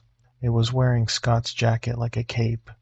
His pants were tied around its waist like a belt, and it was staring directly at us with eyes that glowed white in the night vision. "Everyone back to the tents," Martinez ordered. "Now, stay grouped. Don't separate." We retreated. I looked back once. The thing was still standing there, watching. In my chest camera footage from that moment you can see its mouth moving, like it's speaking. But no sound comes out. Or maybe it was just too far away to hear. At first light they expanded the search. More helicopters, more searchers, dogs, drones. They found Scott's body around noon on November 17th. He was 7 miles from camp, hanging from a spruce tree about 20 feet off the ground. His body was positioned carefully, arms and legs arranged in unnatural positions. He'd been dead for at least 24 hours. Frozen solid. The medical examiner later determined cause of death was exposure and massive trauma consistent with a fall from significant height, but there were no cliffs or significant elevations in that area. They also found something else. Scott's GoPro was still attached to his chest harness, still recording. The footage from his camera is what the Forest Service confiscated. But I saw it before they took it. I made a copy. I need to tell you what's on that footage. Scott's camera shows him leaving camp at approximately 3:15 a.m. on November 16th. He walks through the forest for about 20 minutes, following no trail or landmark, just walking. The footage is shaky but clear enough. He crosses the creek without hesitation, heads into the forest on the far side. After 30 minutes of walking, he stops, looks around, and he speaks. "I'm here," he says. "What do you want?" The camera can't capture what's in front of him, but we hear a response. It's Scott's voice, exactly his voice. "Why did you come to our mountain?" it asks. "I'm hunting," Scott says. His voice is calm, too calm, like he's in a trance. "You are the hunt," the voice responds. "I understand." "Do you?" "Yes." There's a pause, maybe 10 seconds. Then the thing speaks again, still using Scott's voice. "You will serve his message. Tell the others. Tell them this mountain is not theirs. Tell them to leave." "How do I tell them if I'm dead?" "You will tell them after." The camera suddenly jerks upward. Scott is lifted off the ground. The footage shows trees rushing past, sky, then more trees. He's being carried. Fast. He doesn't scream, doesn't struggle. Just watches passively as he's taken deeper into the wilderness.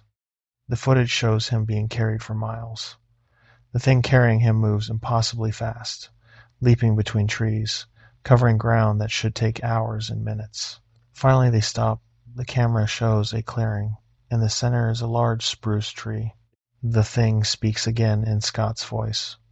"Hang here. Watch for them. When they come, show yourself. Lead them away. Make them leave. I will, Scott says. And then he climbs. The camera shows him climbing the tree, voluntarily, no one forcing him.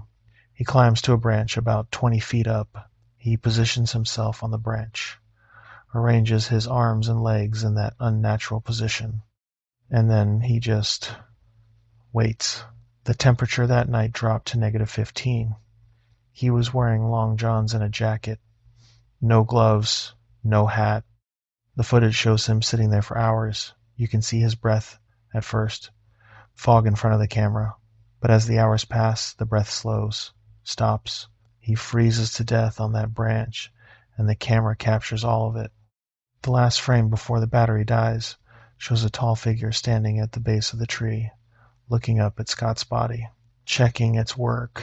The Forest Service classified Scott's death as a tragic accident. Said he wandered from camp in a state of confusion, possibly altitude sickness or hypothermia-induced delirium, and climbed the tree in confusion. They confiscated all our cameras, kept our footage as evidence. But I'd already copied mine and Scott's to my phone, encrypted, backed up. The footage shows what really happened, shows that Scott was taken, shows that he was used as a warning, shows that there's something in the Rangel Mountains that doesn't want humans there. The remaining members of our party signed NDAs. We're not allowed to discuss what happened in detail, not allowed to release any footage, not allowed to make public statements. I'm breaking those agreements right now because people need to know. Wall retired immediately after the incident, sold his guiding business, moved to Arizona, refuses to discuss what happened. Phil had a nervous breakdown 2 months later. Last I heard, he's in intensive therapy. Greg quit his job, moved back in with his parents, won't leave the house. Ryan still works as a paramedic, but he transferred to a different city. Avoids anything to do with wilderness. I still practice medicine, but I don't hunt anymore. Don't camp. Don't hike, because I've seen the footage. I know what's out there, and I know it's still watching. Sometimes I'll get emails from addresses I don't recognize. No message, just a video attachment. When I open them, it's footage from the Rangels, recent footage, showing the same clearings, the same ridges, the same places we hunted. And in every video, there's a figure in the background watching the camera, standing perfectly still, wearing human clothes like trophies. The Forest Service knows. The Alaska State Troopers know. They have protocols for this. Areas that get soft closed, permits that get quietly denied, search and rescue operations that get scaled back faster than they should, because they know that some things can't be fought, can't be contained, can only be avoided. The Wrangell Mountains have been hunting grounds for thousands of years. We're just not the hunters. Wendigo, Story 5, 43 minutes until dawn. We had 43 minutes until sunrise, and the ranger's last transmission was clear. If we were still in the tree line when dawn broke, we wouldn't be coming out. This was December of 2022, Chugach National Forest. And I'm writing this 6 months later because I need someone to know what happened and why we can never talk about it. My name is Nathan Cross. I'm 26 years old, wildlife biologist working for the Alaska Department of Fish and Game. I've spent 4 years studying wolf populations in the Chugach, tracking migration patterns, documenting predation behavior. I know these mountains. I know how to survive in extreme conditions. I know how to read animal sign. What I didn't know is that wolves aren't the apex predators in these mountains. They're just the ones we're allowed to see. Our research team was 3 people. Me, Nathan Cross, lead biologist. Dr. Sarah Kimura, age 42, wildlife ecologist, 15 years with the department. Sarah was brilliant, methodical, one of the best in her field. And Liam Foster, age 24, research technician, fresh out of graduate school. Smart kid, eager, maybe too eager. We'd set up a remote research station about 18 miles northeast of Eagle River. Small cabin, solar panels, satellite uplink, the works. We were running a 6-week winter study on wolfpack dynamics.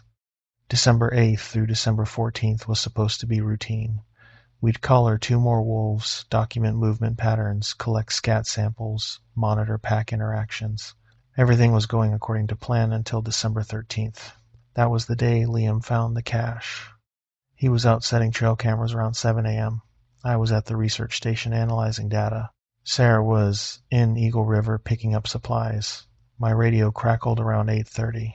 "Nathan, you there?" Liam's voice. "Go ahead. I found something weird. You should come look." Define weird. Just trust me. You need to see this. I grabbed my pack, GPS unit, and rifle standard protocol when leaving the station alone and headed to Liam's coordinates, about 1.5 miles northwest, up a creek drainage. I found him standing at the edge of a small ravine staring down at something. "What have you got?" I asked. He pointed. That. At the bottom of the ravine, partially covered in snow, were bones. Lots of them. Not animal bones. Human bones. I climbed down carefully. The bones were arranged in neat piles. Femurs with femurs. Skulls with skulls. Ribs stacked like cordwood. "Jesus," I whispered. "How many people?" Liam had climbed down behind me. I counted at least 8 skulls, maybe more buried under the snow. The bones were old. Years old. Maybe decades. But they'd been deliberately arranged, organized. "We need to report this," I said. "This is a crime scene." "Nathan, look at the skulls." I looked closer. Every skull showed the same damage pattern.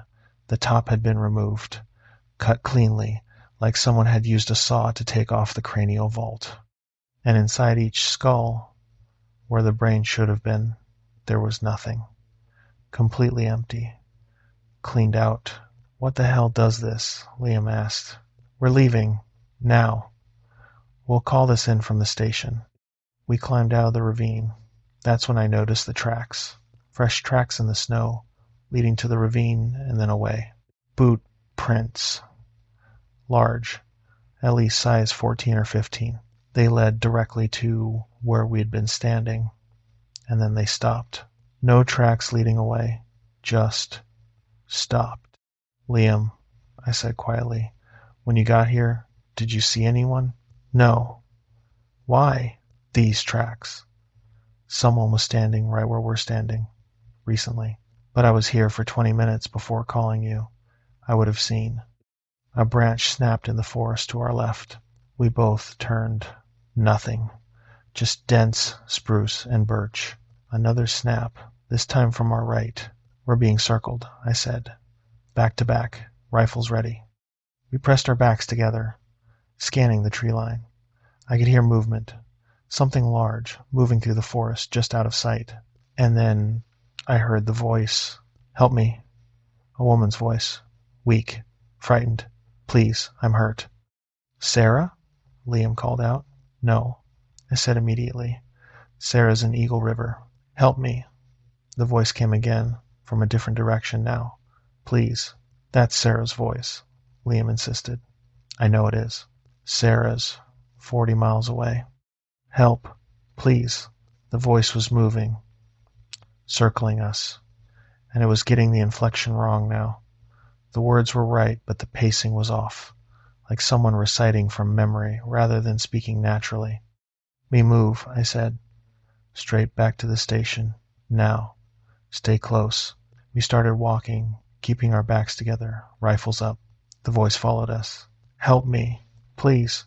I'm hurt. Nathan." Liam. It knew our names now. We made it maybe a quarter mile when Liam stopped. "Nathan, look at your watch." I glanced down. 8:43 a.m. I looked up at the sky. It should have been full daylight, clear morning sun. But it was dark. Not dawn dark, middle of the night dark. "That's not possible," I said. "It's almost 9 a.m. Check your watch again." I looked. 8:43 a.m. But my watch was analog. I could see the second hand moving, functioning normally. "The sun's wrong," Liam said. His voice was shaking. "Why is it dark?" I pulled out my GPS unit, checked the time, 8:44 a.m., checked the date, December 13th, 2022. The sun should have been up for over an hour. We need to get to the station, I said. Now, run. We ran. The voice followed, keeping pace with us. Now it was using both our voices. Nathan, help, in my voice. Liam, wait, in his voice. Sarah's hurt, in Sarah's voice. The station was half a mile away. We could see the lights through the trees. We burst through the door, slammed it shut, threw the bolt. I grabbed the satellite phone, called Sarah's cell. She answered on the second ring. Nathan? Sarah, where are you? Eagle River. Still at the supply store. Why? What's wrong? What time is it there? What? What time is it? 8:46 a.m. Why? I looked at my watch. 8:46 a.m. But outside the station windows, it was pitch black. Sarah, don't come back to the station. Not today. Maybe not this week. We've got a situation. What kind of situation? I told her about the bones, the tracks, the voice, the impossible darkness. She was quiet for a long moment. Stay inside. I'm calling Park Service and Alaska State Troopers. Don't leave the station. Don't open the door for anyone, even if it sounds like me. Understood. She hung up. 20 minutes later, my satellite phone rang. Unknown number. Hello? Mr. Cross? This is Ranger Michael Webb, Chugach National Forest. Dr. Kimura contacted us. Can you describe your current situation? I told him everything. He listened without interrupting. Okay, he said when I finished. Here's what's happening. Your research station is in Sector 7A. Are you aware of sector classifications? No. Sector 7A is, let's call it a managed area. We've had incidents there before. The darkness you're experiencing is a localized phenomenon. It's not real darkness. Sun is shining where you are. You're just perceiving it differently. I don't understand. You don't need to. Listen carefully. What you're experiencing will last until actual sunrise tomorrow morning, December 14th, 06:17 hours. When the sun comes up tomorrow, the effect will break. But until then, do not leave your station. Do not respond to voices. Do not open doors or windows. Understand? Yes, but there's no but. You stay inside until sunrise. That's. I heard him checking something. 21 hours and 31 minutes from now. Can you do that? I looked at Liam. He was pale but nodded. We can do that, I said. Good. I'm dispatching a team. We'll be at your location by 1800 hours. We'll maintain a perimeter until sunrise. Once dawn breaks, you'll evacuate immediately. What about our research equipment? Leave it. The department will handle retrieval later. Just focus on surviving until sunrise. What's out there? Ranger Webb was quiet for several seconds. We call it the hunger. It's old, it's territorial, and it's patient. The darkness is how it hunts. Makes day feel like night, so prey gets disoriented, lose track of time, lose their nerve. Eventually people leave shelter because their brains say it's been too long, say they need to move. The darkness makes them panic. And if we leave? The bodies you found. That's what happens to people who leave. The first few hours were manageable. We secured the station, checked our supplies, food, water, heat. We could last a week if we needed to. But the voices started around noon. They came from all directions, men, women, children, all calling for help, all using names we knew. Nathan, it's Dad. I'm hurt. That was my father's voice. Perfect replica. He died 3 years ago from cancer. Liam, Buddy, it's Sam. I'm stuck out here. Liam's college roommate. Last I heard, he was in California. Help us. Please. We're cold. We're hungry. Let us in. The voices continued for hours. Liam put in headphones, played music. I tried to do the same, but couldn't shake the feeling we were missing something important. At 4:30 p.m., still pitch black outside, we heard vehicle engines, snowmobiles, multiple machines. The ranger team had arrived. My satellite phone rang. Ranger Webb, we're in position, setting up a perimeter. Do you have visual on our lights? I looked out the window. I could see flashlight beams in the forest. 5 separate lights spread in a semicircle around the station. I see 5 lights, I said. We only sent 3 rangers. I looked again. Definitely 5 lights. I count 5. Ignore the other 2. They're not us. Do not respond to anyone outside this perimeter until sunrise. That's 5 hours and 47 minutes. We'll maintain position. Understood. The next hours were the longest of my life. The voices continued. The false lights moved through the forest. At one point something heavy hit the roof, then the walls, then the door. But we stayed inside, didn't respond, didn't look. At 11 p.m. my phone rang. Sarah. Nathan, are you guys okay? We're fine. Still locked down. Good. Listen, I'm at the trailhead. I'm hiking in. I'll be there in about an hour. Every instinct screamed that this was wrong. Sarah, Ranger Webb said. I know what he said. But I'm coming anyway. You guys need support. No. Stay where you are.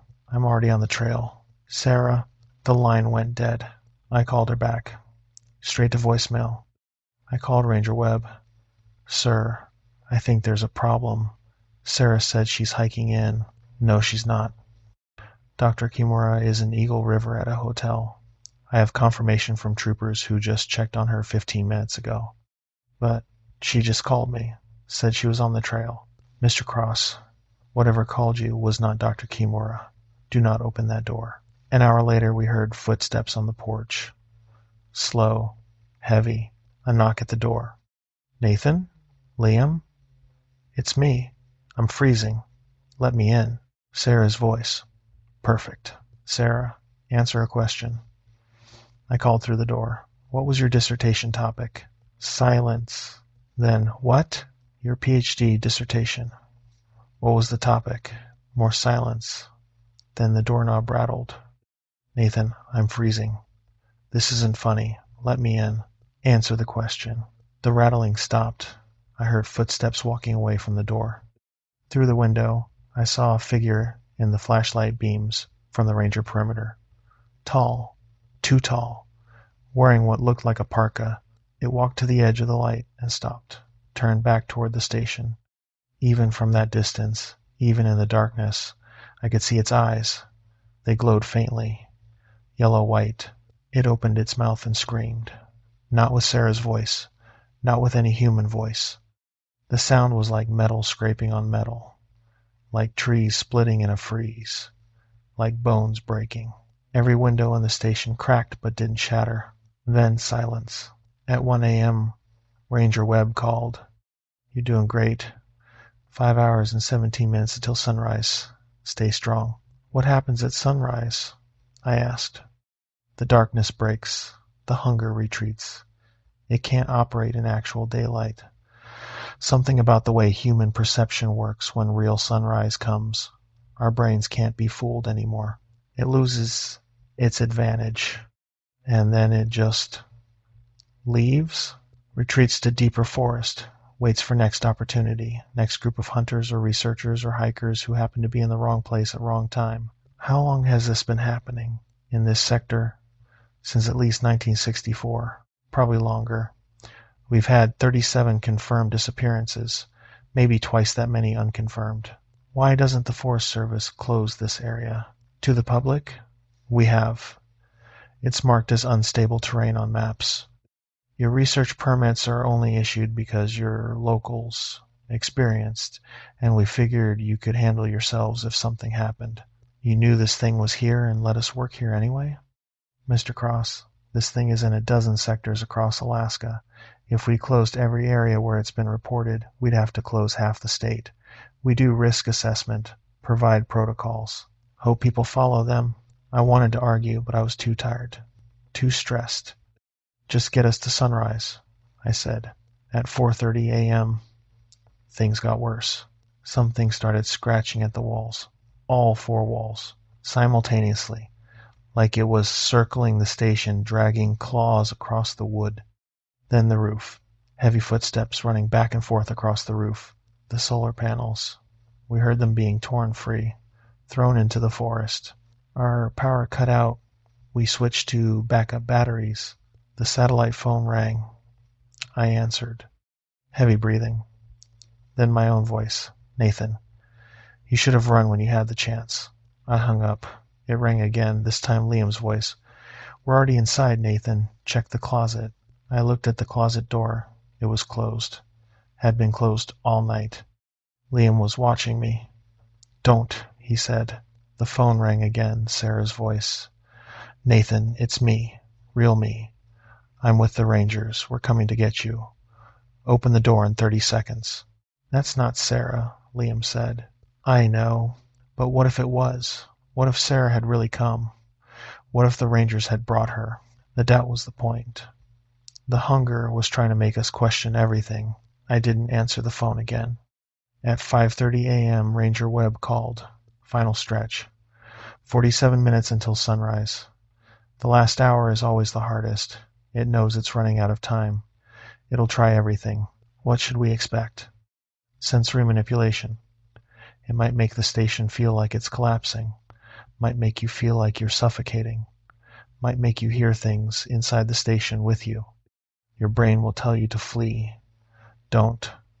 Trust your instruments. Trust the clock.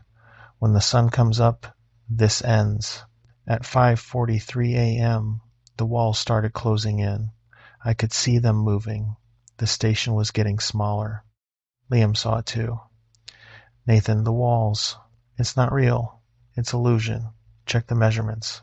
He pulled out a tape measure, measured wall to wall. Same as before, 20 feet. But my eyes told me the walls were 10 feet apart. Then 8. Then 6. Ignore it, I said. Watch the clock. At 6 a.m., we heard children crying. Inside the station, in the closet, under the floor, behind the walls. Help us. We're trapped. Please. Little voices. Desperate. Liam stood up. We have to. No. It's not real. Stay seated. But what if it's not real? At 6:10 a.m., the floor became transparent. I could see through it into a pit below. Hundreds of bodies, stacked like cordwood, all looking up at us with empty eye sockets. Liam screamed, scrambled onto the table. It's not real. I grabbed him. Look at your feet. You're standing on solid floor. He looked down. The illusion flickered. Floor, then pit, then floor again. Watch the clock, I repeated. 7 minutes. At 6:15 a.m., the door blew open. Not unlocked, not broken, just open. Like someone had yanked it from the outside. Wind poured in. But there was no wind. The trees outside weren't moving. Standing in the doorway was Sarah. Not something wearing Sarah's face. Sarah. I could see every detail. The scar on her cheek from a childhood bike accident. The way her left eye was slightly smaller than her right. The specific pattern of freckles across her nose. Nathan, Liam, come on. The Rangers are evacuating everyone. We have to go. Now. It was perfect. Everything about her was perfect. Except her shadow. It was wrong. Too long. Stretching back into the darkness with antlers. You're not Sarah, I said. She smiled. Nathan, it's me. I know you're scared, but trust me. Come on. No. Nathan, please. We only have a few minutes before. What was your dissertation topic? She froze. What? Answer the question. Her smile faded. Predator-prey dynamics in wrong. Sarah's dissertation was on genetic diversity in fragmented wolf populations. You would know that if you were Sarah. The thing wearing her face tilted its head. The angle was too far. Neck vertebrae cracked audibly. Smart. it said in a voice that wasn't Sarah's anymore, wasn't human. But you're still here, still in my territory, still mine. Not for much longer, I said. Check your watch, Liam. He looked. 6:16. 1 minute until sunrise. The thing hissed. It lunged toward the door, but something stopped it, like it hit an invisible barrier at the threshold. Next time, it said, next time you won't be so lucky. It backed into the darkness and disappeared. At exactly 6:17 a.m., I saw the first ray of sunlight hit the mountains to the east. The darkness shattered like glass, instantly. 1 second it was night, the next it was dawn. The actual morning light flooded in through the open door, through the windows. Real sunlight. Warm on my face. Liam started crying. I probably did too. Ranger Webb and his team appeared at the door. Real people, real rangers. Time to go, gentlemen, he said. We packed nothing. Just walked out, got on the snowmobiles, and left. The ranger team went back later to retrieve our equipment. They found the research station exactly as we'd left it, except all our notebooks were gone. Every page that documented the bone cache, the tracks, our observations, erased. The Alaska Department of Fish and Game transferred our project to a different sector. We finished the wolf study in April of 2023. Sarah, Liam, and I signed NDAs, agreed never to discuss what happened, agreed never to identify the specific location. But I'm breaking that agreement now, because people need to know that Chugach has areas that aren't safe. The Forest Service knows, the state troopers know, they have protocols, sector classifications, incident reports going back decades, but they can't close the areas, can't tell people why, can't acknowledge what's hunting there. So they do risk assessment, issue permits carefully. Hope people survive. We survived because we followed one rule. When the ranger says don't leave until sunrise, you don't leave until sunrise. Not for voices, not for lights, not for family members who couldn't possibly be there. You watch the clock and you wait for dawn because the hunger is patient. It has all the time in the world, but it can only hunt in darkness. And eventually the sun always rises. Wendigo, Story 6, The Guide's Confession. I should have stopped it, but I didn't. That's the truth. That's what I need to say before anything else. My name is Owen Blackwell. I'm 47 years old, and I've been a hunting guide in the Tongass National Forest for 23 years. I know these mountains better than most people know their own neighborhoods. I know where the elk gather in fall, where the bears den in winter, where the salmon run thick in summer, and I know where you don't take clients. Ever. But I did it anyway, and 3 people died because I thought I knew better. This happened in October of 2020, Southeast Alaska, deep in the Tongass. And I need to tell this story because the official report is a lie. The Forest Service knows it's a lie. The Alaska State Troopers know it's a lie. And I've been carrying this lie for 3 years, and it's killing me. So here's the truth. The hunting party booked through my outfitting company in July. 3 guys from Texas wanted a premium Alaska black bear hunt. They were willing to pay top dollar $15,000 per person for a week-long fully guided experience. That's good money. Money I needed. My divorce had cleaned me out. My ex-wife got the house, and I was living in a rented cabin near Petersburg trying to rebuild. The clients were Blake Henderson, age 52, oil executive from Houston. Blake had money, lots of it, and he wanted a trophy bear for his lodge. He'd hunted Africa, South America, had a whole room full of mounts. Alaska was the last box to check. His brother-in-law, Neil Carpenter, age 48, owned a car dealership chain. Neil was along for the experience, less serious about the hunting, but wanted the adventure. And Blake's son, Connor Henderson, age 26, recent MBA graduate, worked for his dad's company. This was supposed to be a bonding trip. Father and son, one last adventure before Connor got married in November. They flew into Petersburg on October 8th. We spent a day going over gear, checking rifles, reviewing safety protocols. They were prepared. Good equipment, physically fit, had taken their hunter safety courses. Blake and Neil had both hunted before, knew how to handle firearms, knew basic wilderness skills. Connor was greener, but eager. Asked good questions. Listened carefully. I liked him. We flew into the Tongass on October 10th. Bush plane dropped us at a gravel bar on the Stikine River, about 40 miles from the nearest road. Base camp was already set up. I'd paid a packer to haul gear in the week before. 2 guide tents, 1 cook tent, client tents, food cache, the works. The plan was simple. Hunt the coastal drainages for black bear, maybe get lucky with a brown bear if we saw one. 5 days of hunting, then fly out on October 15th. That was the plan. Day 1 was perfect. We hiked up the north drainage. Glass for bears, saw plenty of sign. Scat, rub marks, salmon carcasses torn apart. Bears were active, feeding hard before hibernation. We didn't see any close enough for shots, but that's hunting. First day is usually slow. That night, around the campfire, Blake told stories about his Africa hunts. Lion, leopard, Cape buffalo. Connor listened with this look on his face. Pride, maybe. Like he was seeing his dad as more than just a businessman for the first time. I remember thinking, this is good. This is what these trips are supposed to be. Day 2, we split up.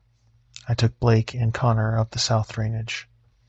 My assistant guide, Kevin Torres, took Neil up the north side. Kevin was 28, had been working with me for 3 seasons. Solid guy, knew the country almost as well as I did. Around 2 in the afternoon, Blake spotted a bear. Big boar, maybe 400 pounds, feeding on a salmon run about 300 yards out. It was a good bear, definitely a shooter. Blake set up, got his breathing steady, took the shot. Clean hit. The bear went down hard. We field dressed it, took photos, packed the meat. Connor was excited, kept talking about how his dad made it look easy, how he wanted to get one just like it. Maybe tomorrow, son, Blake said. Owen, you think we can find Connor a bear tomorrow? We'll do our best, I said. That's when I made the mistake. Kevin had radioed earlier saying they hadn't seen anything on the north side. The hunting was slow there. But I knew a spot. A drainage about 6 miles east that I'd never taken clients to.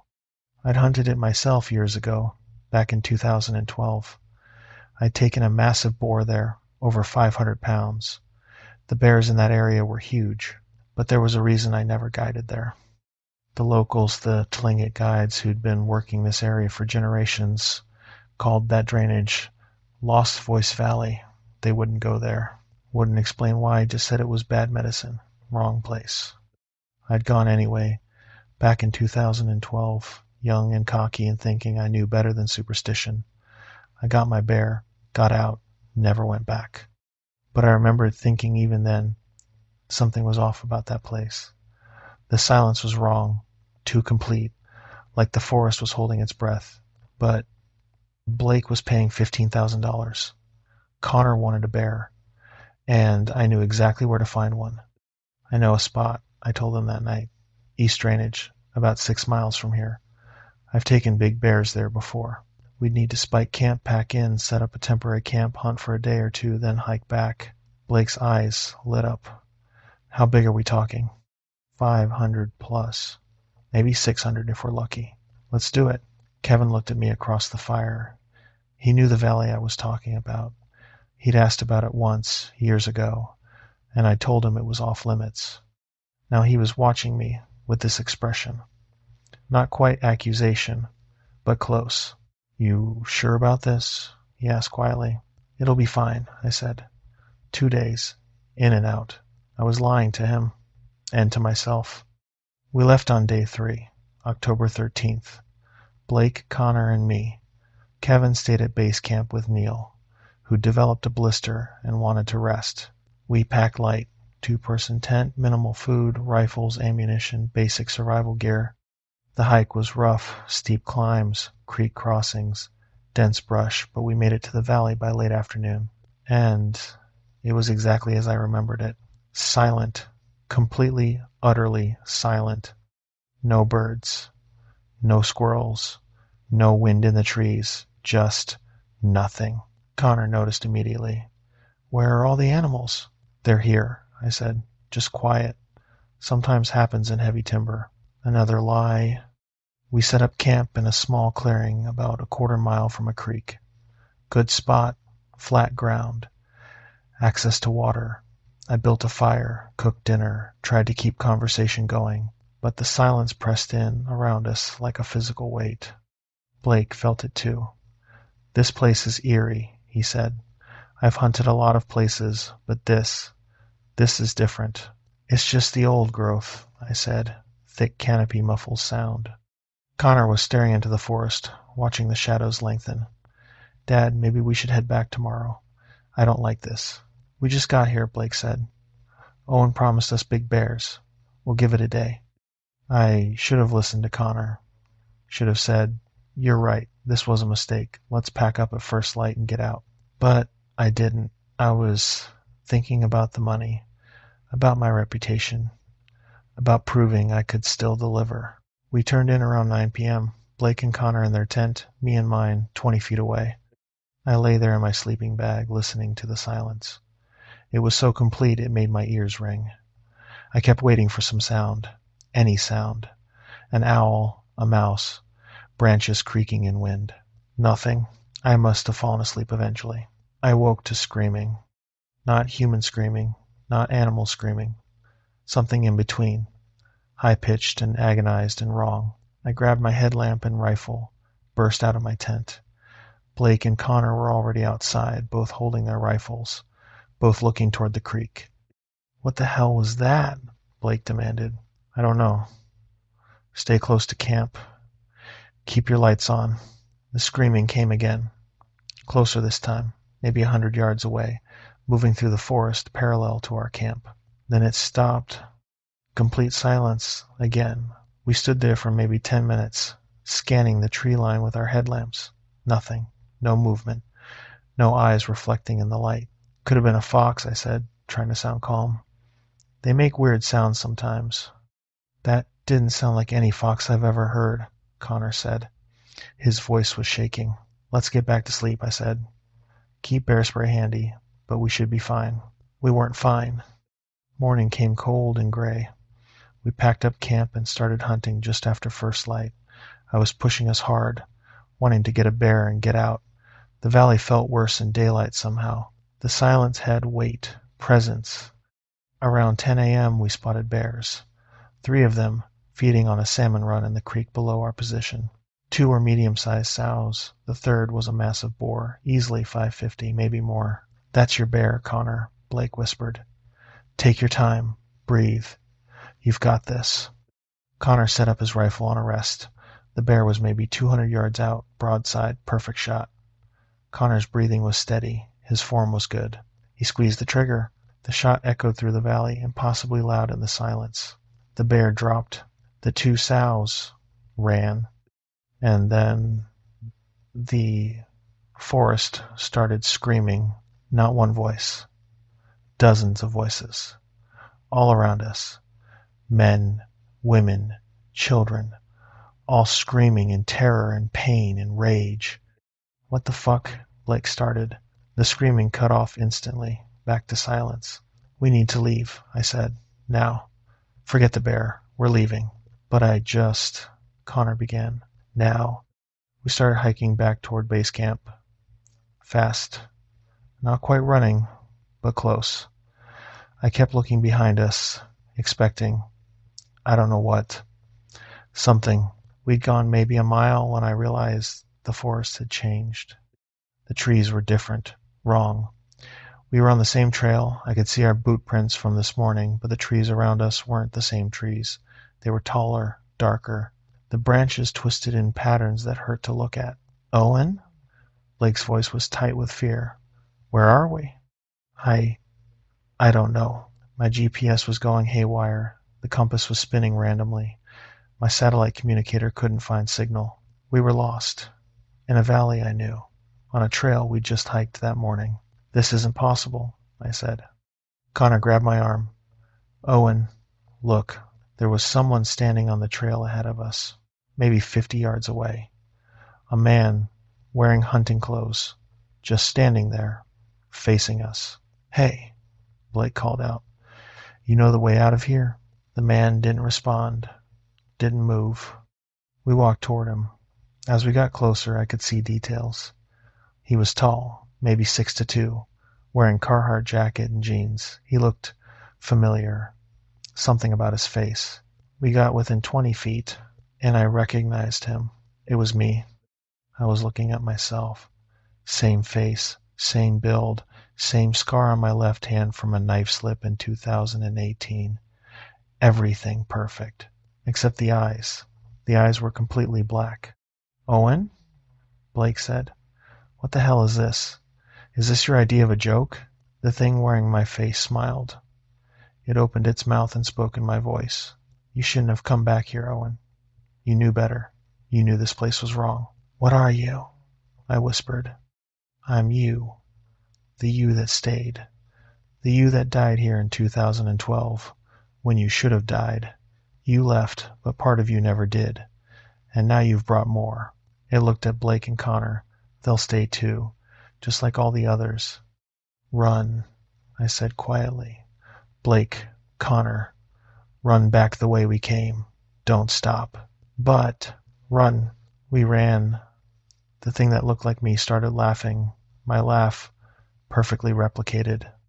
Behind us, I could hear footsteps, multiple footsteps, following, getting closer. I looked back once. There were dozens of them now, all wearing different faces, men, women, some in modern clothes, some in gear from decades ago, all moving with that same wrong gait, all with those same black eyes. We burst out of the tree line into a clearing and stopped. We were back at our camp, the same clearing where we'd spent the night. But it was wrong. The tents were there, but they were rotted, torn, covered in moss like they'd been there for years instead of one night. And there were bones, piles of bones, human bones, dozens of skeletons arranged in neat stacks around the perimeter of the clearing. Jesus Christ, Blake breathed. One of the skulls still had a brass nameplate attached to the collarbones nearby. I knelt down, read it. Owen Blackwell, licensed hunting guide, Alaska Department of Fish and Game. It was my name, my license number. I was looking at my own skeleton. This isn't real, I said. This is some kind of hallucination, altitude sickness, carbon monoxide, something. Connor was backing away from the bone piles. Dad, we need to get out of here. We need to... He stopped, froze, staring at something behind me. I turned. There was something standing at the edge of the clearing. Something tall. Something that wore human skin, like a poorly fitted suit. Its arms hung too low. Its joints bent backward. Its head was topped with massive antlers, like a caribou but wrong, twisted, black. And it was wearing faces. Not one face. Dozens of faces, layered over each other on its chest and torso like grotesque ornaments. All different people, all with their mouths open in silent screams. It tilted its head. The antlers scraped against the trees, making a sound like nails on slate. Then it spoke. Not from a mouth. The words just appeared in my head. In all our heads. The valley remembers. Everyone who enters. Everyone who takes. You took from here, Owen Blackwell, in 2012. You took a life from my forest. Now I take yours. I shot a bear, I said. Just a bear. Legal harvest. I had a tag. You took. Now you give. It started walking toward us. Not walking. Gliding. Like it was on wheels. Rifles, I shouted. Shoot it. We all fired. Every round hit. I could see the bullets impact, see the flesh tear, but nothing happened. No blood, no reaction. It just kept coming. Blake's rifle clicked empty. Connor's too. Mine too. We were out of ammunition. Run, I said again. Split up. Meet at the river. Go. We scattered. I ran west, toward where I thought the river should be. Behind me I could hear Blake and Connor crashing through brush in different directions. I ran for what felt like hours. The forest seemed to stretch forever. Every time I thought I should be hitting the river, I'd just find more trees, more darkness, more silence. Finally, I burst out onto a gravel bar. The river. I'd made it. I stood there, gasping, looking back at the tree line. No movement, no pursuit. I waited. 5 minutes, 10, 20. Blake didn't come. Connor didn't come. I called their names until my voice gave out. Nothing. As night fell, I built a fire on the gravel bar. Stayed there, feeding the flames, keeping the darkness back. I didn't sleep, couldn't sleep. At dawn, I heard a helicopter. Search and rescue. Someone had triggered an emergency beacon. They found me on the gravel bar, incoherent and babbling. They searched for Blake and Connor for 2 weeks. Dogs, helicopters, ground teams. They never found them. Never found the camp. Never found the bone piles. Never found any trace of that valley. The official report said Blake and Connor got separated from me during the hunt.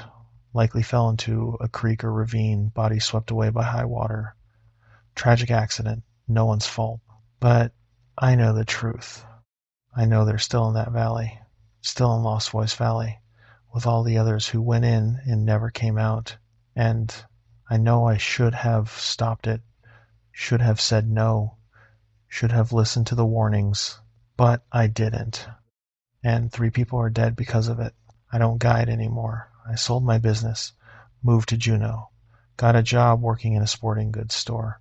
I don't go into the back country, don't even hike the local trails, because sometimes, late at night, I hear Blake's voice calling my name, Connor's voice asking for help, and I know that if I go looking for them, if I go back to that valley to try to make it right, I won't come back either. The valley takes everyone eventually. It's patient. It can wait. But it never forgets. And it never forgives. I should have stopped it. I should have known better. I should have listened. But I didn't. And I'll carry that for the rest of my life, however long that is, because I know the valley is still waiting, still calling, still hungry. And one day, I'm going to be too weak to resist. One day, I'm going to go back. And when I do, well, I hope someone finds this recording, finds this confession, and learns from my mistake. Don't go where the locals warn you not to go. Don't think you know better than generations of wisdom. Don't let money or pride or ego convince you to ignore the warnings. Because some places in Alaska aren't empty wilderness. Some places have predators that don't show up in field guides, and some debts can only be paid in flesh. Wendigo Story 7, The Last Transmission. This was the last night anyone ever heard from the Coldfoot relay station, and I am the only one who knows why they went silent. My name is Jordan Webb, and I'm a telecommunications technician for Alaska Communications. 38 years old. Been maintaining remote comm equipment across the state for 11 years now. Cell towers, satellite uplinks, microwave relays. If it transmits data in the middle of nowhere, I'm one of the guys who keeps it running. This is about the Coldfoot relay station. If you've ever driven the Dalton Highway north of Fairbanks, you might have noticed it. Small concrete building about 15 miles north of Coldfoot, sits on a hilltop overlooking the pipeline. Automated equipment mostly, handles communications relay for the northern slope, critical infrastructure. Or it was, until November 17th, 2023.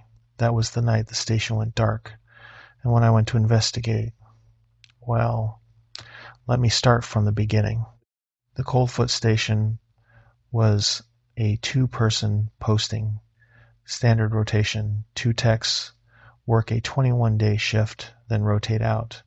The crew that went missing was Sam Torres and Ethan Morrison. Sam was 52, veteran tech, had been doing Alaska postings for 20 years. Ethan was 29. Newer to the company but sharp. Good guys, both of them. Their shift started on November 3rd, 2023. Everything normal. Daily check-ins came through right on schedule at 0600 and 1800 hours. Equipment status reports looked good. No issues. Until November 17th. The 0600 check-in didn't come through. That was unusual, but not unheard of. Sometimes guys sleep through the alarm. Sometimes there's a brief equipment glitch. Company protocol said to wait for the 1800 check-in before escalating. 1800 came and went. No check-in. I was in Fairbanks when I got the call from dispatch. Jordan, we need you to run up to Coldfoot Station. Sam and Ethan are responding to comms. Probably just a transmitter issue, but we need someone to check it out. When do you need me there? Soon as possible. Weather window is closing. Storm system moving in from the west. If you don't go tonight, might be a week before anyone can get up there. I loaded my truck with tools, spare parts, emergency gear, left Fairbanks at 2100 hours on November 17th. It's about a 6-hour drive to Coldfoot in good conditions. Roads were icy, but passable.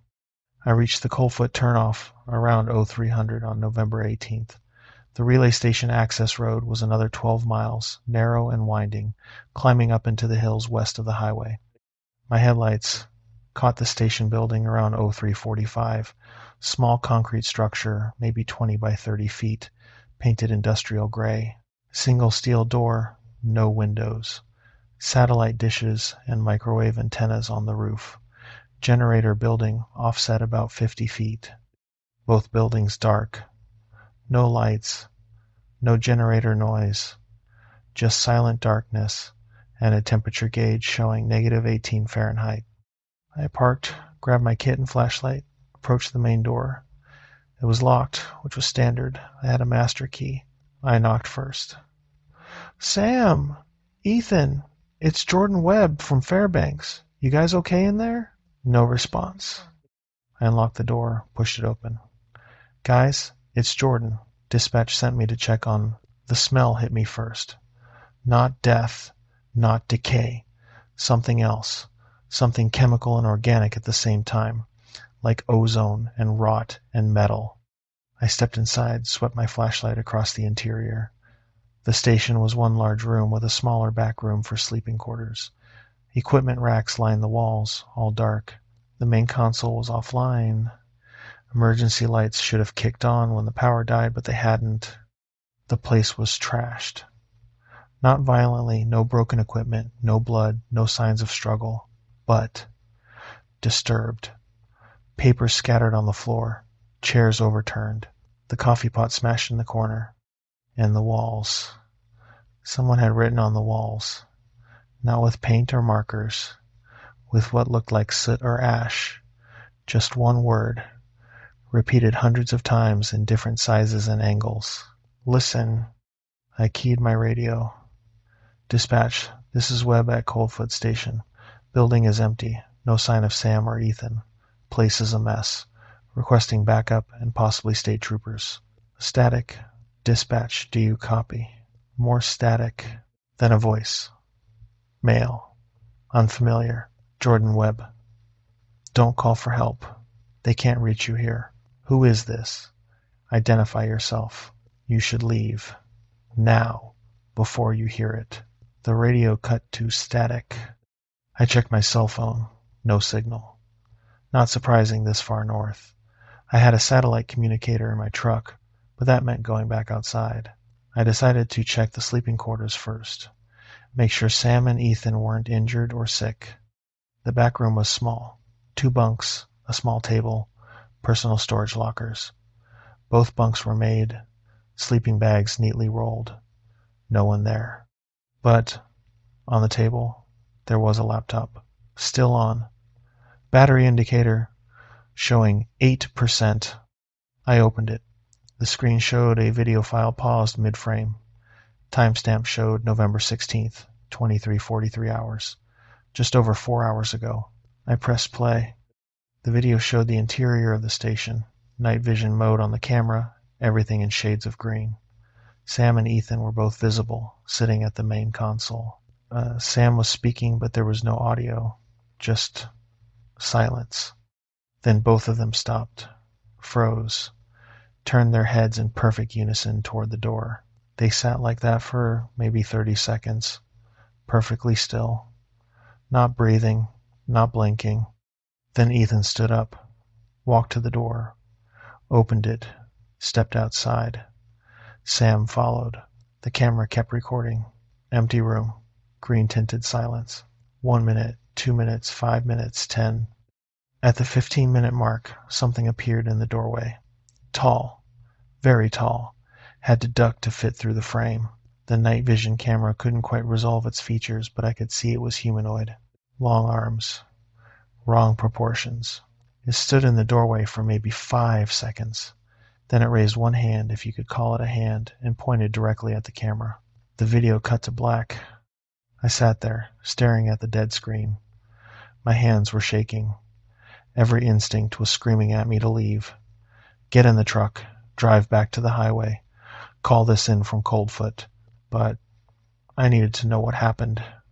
Needed to find Sam and Ethan. I went back to the main room, started checking the equipment. Generators had shut down properly, no mechanical failure. Someone had powered everything down manually. The log showed the last entry was at 23:38 hours on November 16th. Sam's handwriting. Shutting down main power. Heard it again. Following Protocol Omega. I didn't know what Protocol Omega was. It wasn't in any company manual I'd seen. I was about to head back to my truck when I heard it. A voice. Outside. Calling my name. Jordan. Jordan Webb. I froze. Looked at the open door. Snow was falling now, illuminated by my truck's headlights. And standing at the edge of the light, maybe 40 feet away, was a person. Looked like Sam Torres. Same build, same Carhartt jacket, same work boots. Sam? I called out. That you? Jordan, help me. His voice sounded wrong, delayed, like there was a lag between his mouth moving and the words arriving. What happened? Where's Ethan? Inside. We need help. Come out here. I stepped toward the door. Something made me stop. Maybe instinct. Maybe the memory of that video. Maybe the way Sam wasn't blinking despite the snow hitting his face. If you need help, come inside where it's warm, I said. The figure tilted its head. Too far. Angle was wrong. Can't come in, it said in Sam's voice. Need you to come out. Why can't you come in? It didn't answer.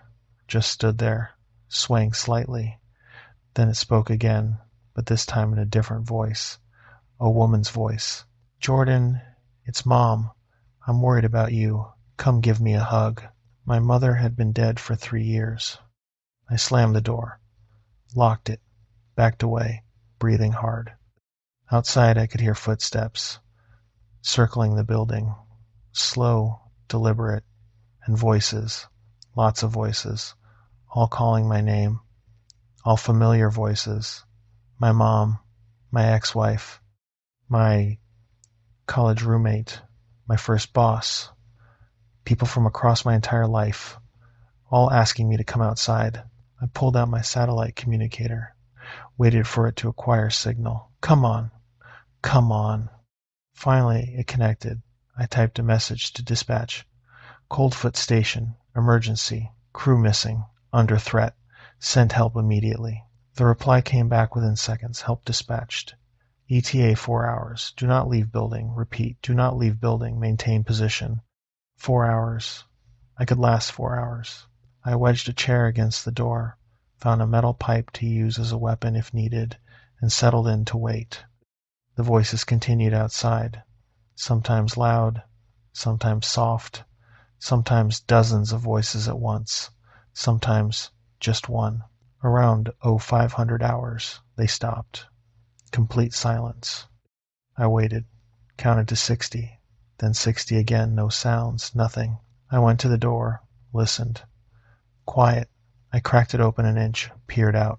My truck was gone. Not stolen. Not crashed. Just gone. Tire tracks led up to where it had been parked, then stopped. No tracks leading away, like the truck had been lifted straight up and removed. No, I whispered. No, no, no. My tools, my spare radio, my emergency supplies, my only way out, all gone. I slammed the door shut again, tried to think. 4 hours until help arrived, maybe less. I could last that long. Had to last that long. Then I heard something inside the building. In the back room, a scraping sound, like something being dragged across the floor. I grabbed the metal pipe, moved toward the sleeping quarters. The door was closed. I didn't remember closing it. "Hello?" I called out. No response. The scraping stopped. I reached for the door handle. It was ice cold. Frost had formed on the metal. I yanked my hand back. The temperature in the main room had to be 60 degrees from the residual heat. No way that handle should be frosting over. The scraping started again, louder, more insistent, and then a voice from the other side of the door, Sam's voice. "Jordan, thank God. I've been trapped in here. Ethan locked me in. I think he's gone crazy. Please, let me out." "Sam, if that's really you, tell me your employee ID number." Silence. Then, I can't remember. I'm hurt. I'm cold. Please, just open the door." "Employee ID, Sam. You've had the same number for 20 years. You should know it." More silence. Then the door started bulging, bowing outward, like something massive was pressing against it from the other side. I backed away. The door bulged further. The frame creaked. Screws started popping out of the hinges. Then it stopped. The door settled back to normal. The scraping sound moved. Across the ceiling now. Directly above me. I looked up. The ceiling tiles were moving, shifting. Something was in the crawl space between the ceiling and the roof. It was inside the building. I ran for the main door, threw it open, burst out into the snow. Better to take my chances outside than be trapped in there with whatever that was. I made it maybe 10 steps before I saw them.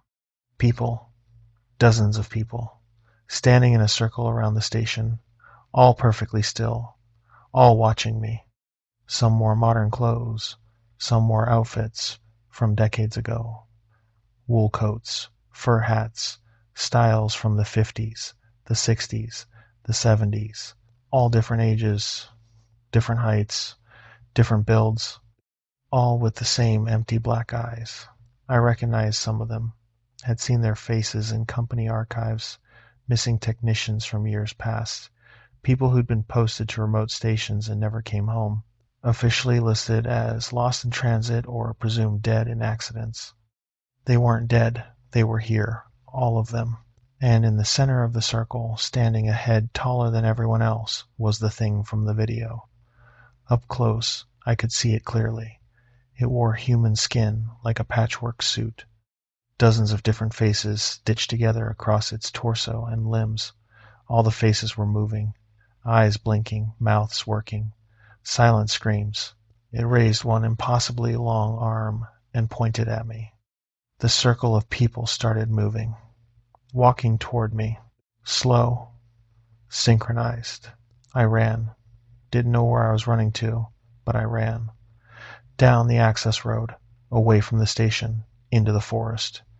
Behind me I could hear footsteps, dozens of footsteps, keeping pace. I ran for what felt like miles. My lungs burned. The cold air felt like knives in my throat. I couldn't keep this pace. Couldn't. I burst out of the tree line, onto a road, the Dalton Highway. Pavement. Civilization. I stood there, gasping, looking back at the forest. No pursuit, no figures, no sounds. Headlights appeared from the south. A truck. I waved frantically. It stopped. The driver rolled down his window. "You okay, buddy?" I need. I couldn't form words. Couldn't breathe right. "Get in. You're hypothermic. Let's get you warmed up." He pulled me into the cab, cranked the heat, handed me a blanket. "What happened? Where's your vehicle?" "Coldfoot Station. I managed. Attacked. People missing. Need to call. Need to call police. He grabbed his radio. This is Unit 7-3 calling for Alaska State Troopers. Got a man here in medical distress. Says something about an attack at Coldfoot Relay Station. Requesting immediate assistance. The response was immediate. Copy Unit 7-3. Troopers en route to your location. ETA 20 minutes. Keep subject warm and calm. The driver, his name tag said Williams, looked at me. You're going to be okay. Just breathe. Help is coming. I must have passed out because the next thing I knew, I was in the back of a trooper vehicle wrapped in thermal blankets. A sergeant was asking me questions. I told him everything. The station, the video, the voices, the figures, the thing with the patchwork faces. He wrote it all down without judgment, just nodded and kept writing. A search team went up to the station 2 hours later. They found the building exactly as I'd described. Equipment offline, walls covered in that one word, listen, laptop with the video file. But no sign of Sam or Ethan, no sign of my truck, no tracks, no evidence of any other people. The video file they found was different. It showed the same timestamp, the same scene, but in their version, Sam and Ethan just sat at the console all night, never stood up, never left. The tall figure never appeared. At dawn, both Sam and Ethan simply faded from view, like they turned transparent and disappeared. The case was classified as unexplained disappearance. The station was decommissioned, torn down 3 months later, all the equipment salvaged or destroyed. Official story. Equipment failure led to system shutdown. Sam and Ethan likely left the station on foot for unknown reasons and succumbed to exposure. Bodies never recovered due to terrain and wildlife activity. But I know what really happened. I know they're still out there, still at that station, still trapped with all the others who heard the call and couldn't resist. And I know that someday someone will rebuild the station in that area, someone new will get posted there, and the cycle will start again. Because the thing that hunts those hills doesn't need the building, doesn't need the equipment. It just needs the isolation, the darkness, the vulnerability. And Alaska has plenty of all three. I quit Alaska Communications 2 weeks after the incident, moved to Seattle, got a job working on cell towers in urban areas. I don't do remote postings anymore, won't even consider them, because sometimes late at night I still hear the voices calling my name, asking me to come back, asking me to listen. Sam's voice, Ethan's voice, all the others. And I know that if I listen too long, if I let my guard down, I'll end up back there, standing in that circle, another face in the collection. This was the last night anyone heard from Coldfoot Relay Station, and now you know why. Some infrastructure doesn't need to be maintained. Some dark spots on the map should stay dark, and some calls shouldn't be answered, no matter how familiar the voice sounds. Wendigo Story 8, the archive recordings. If you're listening to this, they failed to erase it. My name is Russell Hayes. I'm 41 years old, and until 6 weeks ago, I was an archivist for the Alaska State Troopers Cold Case Division. My job was to digitize old case files, evidence recordings, and witness statements from before the department went fully digital in 2005. Boxes and boxes of cassette tapes, reel-to-reel recordings, VHS tapes, all sitting in a warehouse in Anchorage deteriorating. Most of it was routine, traffic stops, domestic disputes, minor incidents that had been resolved decades ago, but sometimes I'd find something that made me understand why certain cases stayed cold. This is about one of those cases. Case number 87-42-1993. The Gates of the Arctic Incident. 12 hikers went missing over the course of 8 years in the same general area. No bodies ever recovered. Case officially closed in 2001 as presumed dead due to wilderness exposure. But that's not what the recordings say. And that's why I'm making this copy before they destroy everything, because they're coming for the files. They're coming for me. And if you're hearing this, I either got this uploaded before they found me, or I'm already gone and someone else found my backup drive. Either way, you need to know what's really hunting in the gates of the Arctic. I found the first recording on October 3rd, 2023, box 742. Cassette tape labeled Bettles Interview, Hansen, October 1993. No case number on the box, no file associated with it. Just a loose tape someone had thrown in with unrelated materials.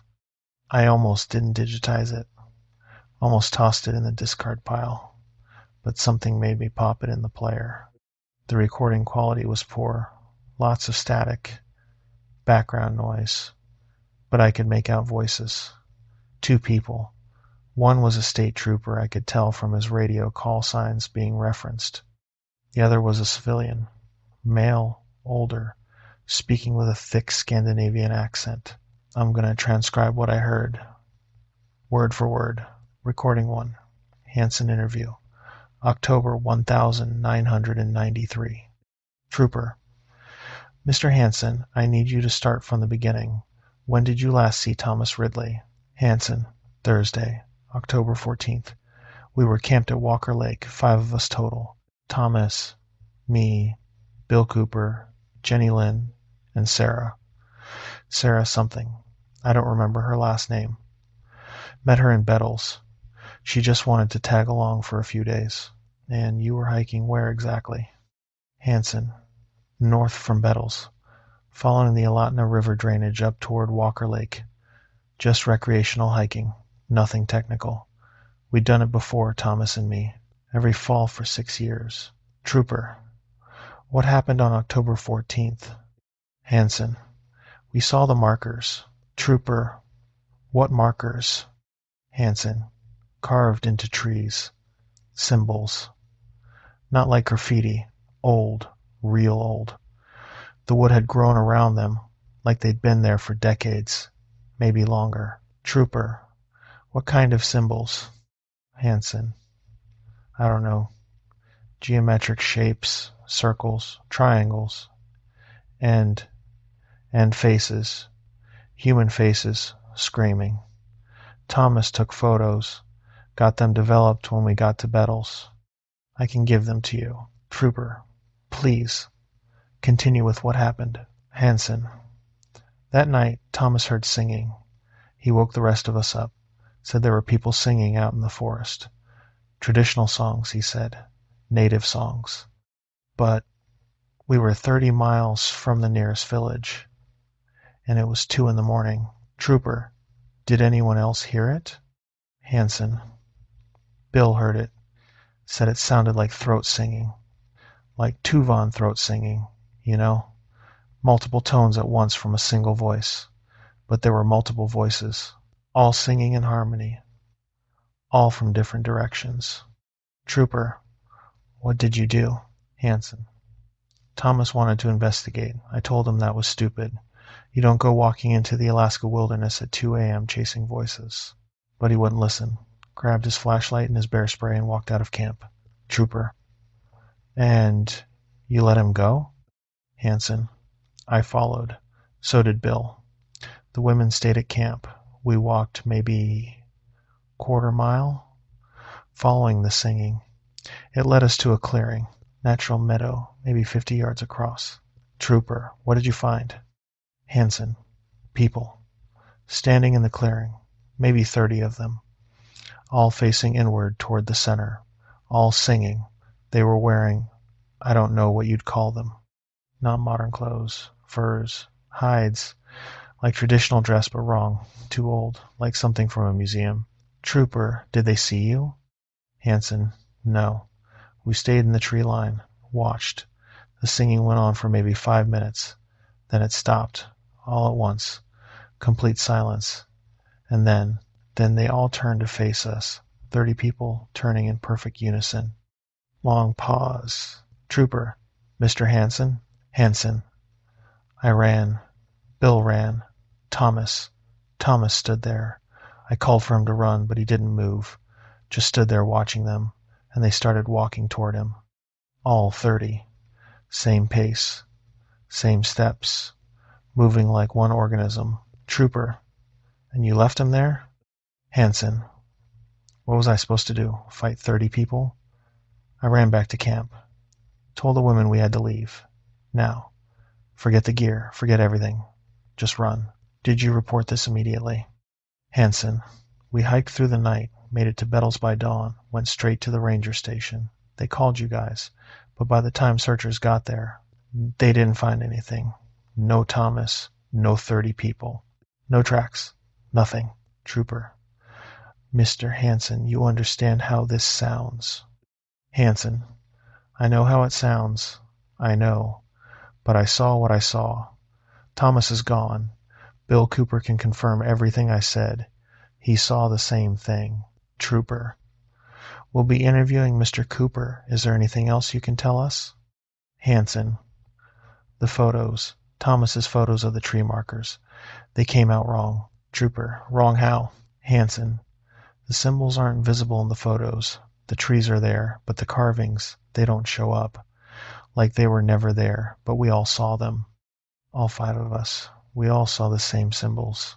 Trooper, thank you, Mr. Hanson. We'll be in touch. End of recording.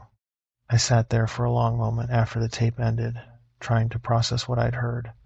This wasn't a normal witness statement. This was. I didn't know what this was. I searched the case database for Thomas Ridley, found it immediately. Case number 87-42-1993. Status closed, presumed dead due to wilderness exposure, no body recovered. The file listed Hanson's statement, but the details were different. In the official report, Hanson claimed Ridley wandered away from camp in the middle of the night and never returned. No mention of singing. No mention of 30 people. No mention of tree symbols. Someone had sanitized the file. I kept digging. Found reference to Bill Cooper. Interviewed October 23rd, 1993. There should have been a recording. Should have been a tape in the box. It wasn't there. But I found a transcript buried in paperwork. Handwritten notes from the interviewing officer. I photographed every page. Bill Cooper's statement. The 23rd of October 1993, handwritten notes. Subject confirms Hanson's account. Saw the same symbols on trees. Heard the same singing. Saw the same gathering in the clearing. Adds additional detail. The figures in the clearing were standing on the bodies of animals. Caribou, moose, wolves, all arranged in a circle. All dead. All with their rib cages opened and emptied. Subject describes the figures as wrong. Says their movements were synchronized but puppeted, like they were being controlled. Subject claims when the figures turned to face them, they all had the same face. Not similar faces, the exact same face, repeated 30 times. Subject states Ridley appeared mesmerized and unable to move. Subject fled with Hanson. Confirms timeline. Note. Subject is coherent and sober. Account is consistent. No signs of deception or mental disturbance. Recommend follow-up search. ADED. Endum. The 25th of October 1993. Follow-up search conducted. No evidence found. No bodies. No tracks. No disturbance at described clearing. Searchers report unusual wildlife behavior in area birds. Avoiding zone. No small mammal activity. Final note. The 30th of October 1993. Case referred to federal authorities. Advised to close case as wilderness death. Do not pursue further investigation. Federal authorities. That was code. I'd seen it before in other sanitized files. When the Fed stepped in, it meant something had been classified. Something had been buried. I kept searching the archives. If there was one case like this, there might be more. I found 8 more over the next 3 weeks, all in the gates of the Arctic, all between 1986 and 2001, all with the same pattern. Hikers report seeing symbols carved into trees. Hikers hear singing or chanting at night. Hikers see gatherings of people in remote areas. One or more hikers disappear. No bodies ever recovered. Cases closed as wilderness deaths. Federal referrals in every file. 12 people total, gone, all in the same 60 square mile area of the gates of the Arctic National Park. And then I found the recording that changed everything. It was mislabeled. Filed under a traffic incident from Fairbanks in 1998, but when I played it, I knew immediately it was related. Recording 2, unknown source, estimated 1995 to 1997. Static, wind noise, sounds of heavy breathing. Voice 1, male, young, frightened. Need to document this. If we don't make it out, someone needs to know. Voice 2, female, also young. Jake, we need to move. Now. Jake, just give me 2 minutes. I need to get this on tape. Rustling sounds. Footsteps in undergrowth. Jake, okay, my name is Jake Winters. It's September 26th, 1996. I'm with my girlfriend, Amy Park. We've been hiking in the gates of the Arctic for 6 days. 3 days ago, we found the markers. Symbols carved into trees. We thought they were old native carvings, archaeological significant. We photographed them, documented the GPS coordinates. Am I in background? Jake. That night, we heard the singing, traditional songs, coming from all directions. We followed the sound, found a clearing. There were people there, maybe 40 of them, all dressed in old furs, all singing. They were standing around something. We couldn't see what it was from the tree line. AMY. It was a person. It was Andrew, from the trail. The hiker we met 3 days ago. Jake. We thought Andrew had left the park. He said he was heading out, but he was there, in the center of the gathering, standing perfectly still while they circled him, and he was. He was changing. AMY. His skin was rippling, like something underneath was pushing out. His joints were bending wrong. His face was stretching. Jake. We ran, got back to our camp, packed everything, started hiking out at 3 a.m. We've been hiking for 2 days straight, only stopping for a few hours of sleep, and they're following us. Amy. We can hear them singing behind us, getting closer. Jake. We're maybe 10 miles from Bettles now, if we can just make it to town.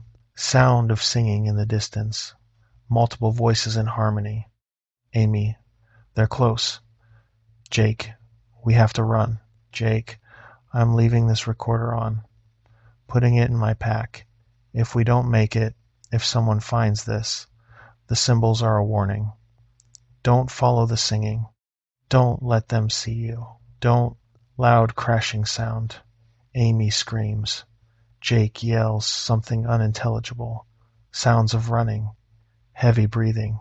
More singing. Much louder now. Jake. They're not human. They're wearing human skin, but they're not. A new voice, speaking in a language I don't recognize. Guttural. Multiple tones. Then Jake screaming. Amy screaming. Sounds of struggle. Wet sounds. Tearing sounds. Silence for approximately 15 seconds. A voice, speaking perfect English with no accent. Let this be documented. Let this be archived. Let this serve as warning to those who have ears to hear. This land is claimed. These mountains are spoken for. Those who enter unbidden join the chorus. Those who see the markers and ignore their meaning join the congregation. We were here before you. We will be here after. Leave your recordings. Leave your evidence. Leave your warnings. They will not be heeded, and we will continue to harvest. End of recording. I played that recording 5 times, analyzed the audio, ran it through enhancement software. Jake Winters and Amy Park. I searched for them, found them immediately. Missing persons report filed September 30th, 1996. Last seen in Bettles, Alaska. Presumed dead. Case closed 2002. No mention of a recording, no mention of this tape. It should have been evidence, should have been filed, should have triggered a massive investigation. Instead, it was hidden in a box labeled Fairbanks Traffic Incidents 1998. Someone had buried it deliberately. I made copies, digital files, physical backups, burned everything to multiple drives, because I knew what this meant. The federal authorities who kept closing these cases, they knew. They knew something was killing people in the gates of the Arctic. They knew, and they were covering it up. The question was, why? I found the answer 2 days later. There was one more box I hadn't gone through. Box 902, labeled Miscellaneous Federal Correspondence 1995 to 2000. Inside were letters, memos, communications between Alaska State Troopers and various federal agencies, FBI, Park Service, and one agency I'd never heard of, the Department of Interior Special Territories Division. One memo, dated November 3rd, 1998, laid it out clearly. Memorandum, Alaska State Troopers Cold Case Division. Depth of Interior Special Territories Division. Gates of the Arctic incidents, case numbers listed. Classification, restricted. The aforementioned cases are to be closed and archived with no further investigation. Federal jurisdiction has been established under special territory provisions of the Native American Religious Freedom Act, amended 1994.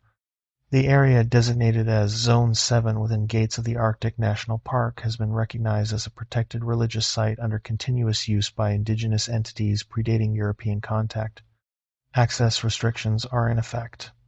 Public notification is not required under national security provisions. Incidents occurring within Zone 7 are to be documented, archived, and referred to this office. No search and rescue operations are to be conducted within Zone 7 boundaries. Civilian entry is discouraged but not prohibited. Warning signage has been deemed counterproductive. Acceptable cover explanations for incidents: wilderness exposure, wildlife encounter, navigation error, weather event. All physical evidence, including recordings and photographs, is to be forwarded to this office for archival purposes. Local copies are not to be retained. This directive is binding and supersedes local jurisdiction. Signature redacted. Director, Special Territories Division. I photographed that memo, read it 20 times, tried to understand what I was seeing. The federal government knew. They knew there was something in the gates of the Arctic killing people, and instead of warning the public, instead of closing the area, they were letting it continue. Protected religious site? Indigenous entities? What did that even mean? I kept searching, found more memos, more correspondence, and finally, buried in box 902 at the very bottom, I found a field report. Undated, no signature, just a typed account from someone who'd gone into Zone 7 deliberately, someone from this Special Territories Division. Field report, Zone 7 assessment. Entry date estimated June 1997. Solo assessment, full hazard protocols observed. Entered Zone 7 via Walker Lake Northern Approach. Located marked trees within 6 hours. Symbols confirm continuous occupation dating to pre-Columbian period. Carbon dating of growth rings suggests carvings are minimum 400 years old, possibly older. Observed gathering site at grid, reference redacted. Site shows evidence of regular use. Animal remains present. Arrangement suggests ritual significance. Made contact with inhabitants at 0300 hours on second night. Contact was nonviolent. Communication attempted. Response received. Summary of communication. Entities identify as the first people or those who remained. Claim territorial rights based on original covenant. State that their kind existed before human migration to North America. Describe themselves as the voice of the land itself. Assert right to harvest humans who enter their territory without proper acknowledgement. Define proper acknowledgement as genetic descent from original peoples who made covenant. When questioned about the nature of the harvest, entities described a process of incorporation. Humans who enter Zone 7 become part of their collective. Consciousness is preserved but subsumed. Individual identity persists but is incorporated into the whole. Physical transformation occurs over approximately 48 hours. Subject assumes entity form. Memories and knowledge are retained and shared across all entities. Entities demonstrated this by speaking with the voices of previous harvests. I heard my own colleague, name redacted, who disappeared in Zone 7 in 1994. He confirmed his identity by reciting personal details. He expressed no distress, stated that he was part of something larger now, and no longer alone. Entities made clear. They will not expand beyond Zone 7 boundaries. They will not hunt. They simply claim the right to harvest those who enter their territory. They view this as entirely reasonable, equivalent to humans claiming the right to hunt on their own land. Recommendation: Zone 7 should be designated as sovereign territory under special provisions. Public access should be neither encouraged nor prohibited. Natural discouragement, lack of facilities, difficult access, harsh environment will limit entries. Those who enter despite these barriers can be considered to have assumed the risk. Federal intervention is not advised. Entities demonstrated capability to expand territory if threatened. Current arrangement represents stable equilibrium. Disruption would be counterproductive. End of report. I sat there in the archive room, surrounded by boxes of evidence, trying to process what I'd just read. The government had negotiated with these things, had reached an agreement, had decided that a certain number of disappearances per year was acceptable if it kept these entities confined to one area. They were sacrificing hikers deliberately through inaction and cover-up. I made copies of everything, every memo, every report, every recording, stored it across multiple locations, cloud storage, physical drives, dead drops, because I knew what would happen when they found out I'd accessed these files. And I was right. 3 days ago, 2 men showed up at my apartment. They had federal credentials, Department of Interior. They were polite, professional. They told me I had accessed restricted files. They told me I needed to hand over any copies. They told me it was a matter of national security. I told them I didn't know what they were talking about. They searched my apartment, took my work computer, took my phone, told me I was suspended pending investigation. But they didn't find my backups, didn't find the drives I'd hidden, didn't find this recording I'm making right now. Tomorrow morning, I'm uploading everything to multiple sites. WikiLeaks, whistleblower portals, independent journalists, everything. The recordings, the memos, the photos. The public deserves to know that their government has designated part of Alaska as a feeding ground for something that shouldn't exist. That 12 people have disappeared and more will follow. That warnings could be posted but aren't because it's more stable this way. If you're hearing this, the upload worked. The information is out there. And if I disappear, well, you'll know why. The gates of the Arctic National Park has 147,000 trail miles. Most are unmarked, most are unmapped, and in 60 square miles designated internally as Zone 7, something ancient has been given permission to continue doing what it's done for centuries. The symbols on the trees are warnings from previous victims. The singing you hear at night is the collective voice of everyone who's been harvested. The gatherings you see in clearings are the integration ceremonies. And your government knows. They've known for decades. They've chosen stability over safety, chosen to let it continue rather than risk expansion. I don't know if releasing this information will change anything. Maybe it will. Maybe people will demand closure of the area. Maybe they'll demand investigation. Or maybe it won't matter. Maybe enough people will think this is conspiracy theory nonsense. Maybe the Special Territories Division has enough power to suppress it anyway. But At least it'll be documented. At least the truth will be accessible. If you're listening to this, they failed to erase it.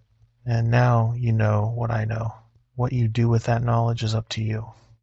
If you're planning to hike the gates of the Arctic National Park, research the area thoroughly. If local outfitters refuse to guide in certain drainages, ask why. If they give vague answers about bad history or difficult terrain, press for specifics. The symbols carved into trees aren't archaeological curiosities, they're warnings carved by people who didn't escape. If you see them, leave immediately. If you hear singing at night, don't investigate. Don't follow it. Don't assume it's other hikers. The Wendigo in Zone 7 doesn't hunt at harvests, and it has government protection to do so. That's not conspiracy theory. That's documented policy. Your right to access public lands doesn't override their sovereign claim. And federal agencies will not save you because they've already decided you're an acceptable loss. Hike with that knowledge. Decide if the risk is worth the scenery. If this recording reached you, share it. Archive it. Make it impossible to erase. Subscribe for more suppressed encounters. We release 3 verified incidents weekly, all documentation the government tried to bury. Hit notifications. Comment if you've worked for federal agencies and seen similar files. And if you're in the Department of Interior Special Territories Division listening to this, you failed. The truth is distributed now. Come for me if you want. But it won't change what people know. Some secrets are too important to keep. This is one of them.